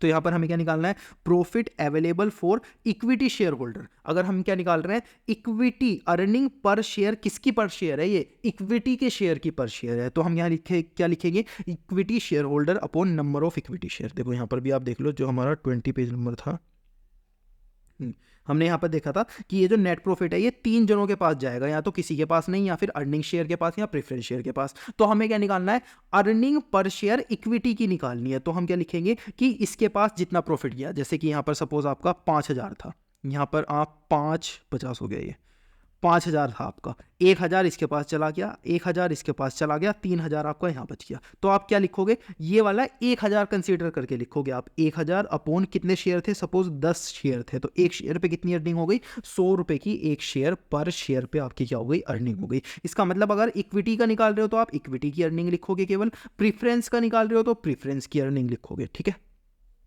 तो ये क्या हो गया, अर्निंग पर शेयर हो गया आपका। बस 2-3 फॉर्मूले और बचे हैं। ये क्या हो गया, अर्निंग पर शेयर हो गया, profit available for equity share holder. और अगर दूसरा क्या लिख सकते हो, profit available for preference share holder. उसका एक भी क्वेश्चन आएगा नहीं वैसे, profit available for equity share holder upon number of equity share holder. Book value पर शेयर, बुक वैल्यू पर शेयर क्या होता है, देखो आपको पता होगा कि जो आपके शेयर्स होते हैं, सपोज उसकी वैल्यू 10 है, उस पर क्या करती है कंपनी, एक्स्ट्रा 5 रुपए ले लेती है प्रीमियम की फॉर्म में। किसकी फॉर्म में, प्रीमियम की फॉर्म में। लेकिन जो एक्चुअल वैल्यू होती है ना शेयर की, वो हमेशा 10 ही होती है। ये जो आप प्रीमियम की फॉर्म में पैसा देते हो ना, इसके ये मत समझ लेना आपका शेयर 15 रुपए का हो गया, आपका शेयर होता 10 का ही है, 5 रुपए आप फ्री में दे देते हो कंपनी को, ये क्या होता है, प्रीमियम होता है। तो सबसे पहले आप क्या लिखते हो, यहाँ पर लिखते हो इक्विटी शेयर फंड, यानी कि ये 10 रुपए के हिसाब से लिखते हो। हमेशा याद रखना क्वेश्चन के अंदर वो प्रीमियम देगा कंफ्यूज करने के लिए, प्रीमियम आपको नहीं लेना। क्या लेना है, ओनली ये जो वैल्यू है। तो यहाँ पर आपको क्या लिखनी है, बुक वैल्यू। इसको ही हम क्या बोलते हैं, बुक वैल्यू भी बोलते हैं। तो आपको क्या लिखनी है यहाँ पर, बुक वैल्यू अगर दी हुई है तो बुक वैल्यू आप केवल लोगे, ठीक है। तो यहाँ पर क्या लिया आपने, book value, equity shareholder fund, कौन सी, book value upon number of equity share. क्यों, क्योंकि पर शेयर लिखा हुआ है, जहां पर शेयर लिखा जाएगा वहां क्या लिखोगे आप, नंबर ऑफ इक्विटी शेयर। जैसे कि यहाँ पर ऊपर पर शेयर लिखा था तो नंबर ऑफ इक्विटी शेयर लिखा, यहाँ पर शेयर लिखा है तो नंबर ऑफ इक्विटी शेयर लिखा है। लॉजिक से सारी चीज समझ में आ रही है। ये क्या है, बुक वैल्यू, इसीलिए आप ऊपर वाले लिखोगे इक्विटी शेयर होल्डर फंड की जगह। इसके बाद dividend pay out ratio. Dividend pay out ratio क्या होता है, dividend per share upon earning per share. अब ये डिविडेंड क्या है, डिविडेंड तो वो हो गया जो कि आपको इक्विटी शेयर पे मिला है, डिविडेंड तो वो हो गया जो कि आपको इक्विटी शेयर पे मिला है, ठीक है। और ये टोटल अर्निंग क्या है, टोटल अर्निंग हो गया आपका नेट प्रॉफिट। अगर आपको मतलब समझना है तो यहां पर आप समझ सकते हो। चलो नीचे जाना पड़ेगा, ऐसे नहीं बनेगा ये। देखो डिविडेंड क्या हो गया आपका, डिविडेंड तो आपका केवल ये वाला पार्ट हो गया जो कि आपको इक्विटी पे मिला है, लेकिन टोटल अर्निंग क्या हो गया आपका, नेट प्रॉफिट हो गया, ठीक है। तो इन दोनों को आपको डिवाइड करना है। तो ये इस चीज़ों के आपको डिफरेंस जब भी पता चलेगा जब आपने लॉजिक से समझा है, वरना इतने सारे फॉर्मूले में तो आप घूमोगे ही घूमोगे। तो ये क्या हो गया, dividend per share upon earning per share. तो डिविडेंड पर शेयर कौन सा हो गया, जो कि आपको इक्विटी शेयर पे मिला है, लेकिन अर्निंग क्या हो गया, जो कि आपने टोटल अर्निंग की है। और लास्ट में आपको फॉर्मूला आता है price earning ratio. Price earning ratio क्या होता है, market price upon earning per share. अब मार्केट प्राइस क्या होता है, देखो आपने सुना होगा कि जो रिलायंस का शेयर है ना, वो इशू तो 10 रुपए पे हुआ था, लेकिन आज 2000 शायद 2300-2400 के आसपास का वो चल रहा है। तो ये क्या है, मार्केट प्राइस अलग होता है शेयर का, और जिसमें इशू होता है वो अलग होता है। सपोज आपका शेयर इशू हुआ था 10 रुपए में, अब अच्छी कंपनी थी, आपने बहुत ज़्यादा प्रॉफिट कमाया, बहुत ज़्यादा आपके डिमांड बढ़ने लगी तो उसका प्राइस बढ़ गया। अभी जैसे रिलायंस का शेयर कितना हो गया, 2300 का हो गया। तो ये क्या हो गया आपका, शेयर इंक्रीज हो गया, और इस इंक्रीज शेयर को हम क्या बोलते हैं, मार्केट प्राइस बोलते हैं। इसी इंक्रीज शेयर को हम क्या बोलते हैं, मार्केट प्राइस बोलते हैं। तो ये क्या, किसका एग्जांपल हो गया, इसका एग्जांपल हो गया। तो मार्केट प्राइस आपको हमेशा कौन सा लिखना है, ये वाला आपको लिखना है, ठीक है। तो ये सारे के सारे फॉर्मूले हमने प्रॉफिट वाइज समझ लिए। तो फिर से एक और बार देख लो। सबसे पहले हमने देखा profitability ratio, gross profit ratio क्या आएगा, ग्रोस प्रॉफिट ऊपर लिखेंगे, क्यों, क्योंकि ग्रोस प्रॉफिट हमसे पूछा है, ग्रोस प्रॉफिट हमसे पूछा है, तो ग्रोस प्रॉफिट ऊपर लिखेंगे, net revenue from operation multiply 100, ठीक है। ऑपरेटिंग रेशियो हमसे पूछा है, तो सबसे पहले ऑपरेटिंग से हमें क्या याद आता है, operating expense upon net revenue from operation. तो हर क्वेश्चन में नीचे आएगा ही आएगा, तो हमने यहाँ लिख दिया, मल्टीप्लाई 100 भी हर उसमें आएगा ही आएगा। Cost of revenue from operation यानी कि 1 - 2 जो हमने किया था, यानी कि कॉस्ट ऑफ गुड्स सोल्ड जो हमने किया था।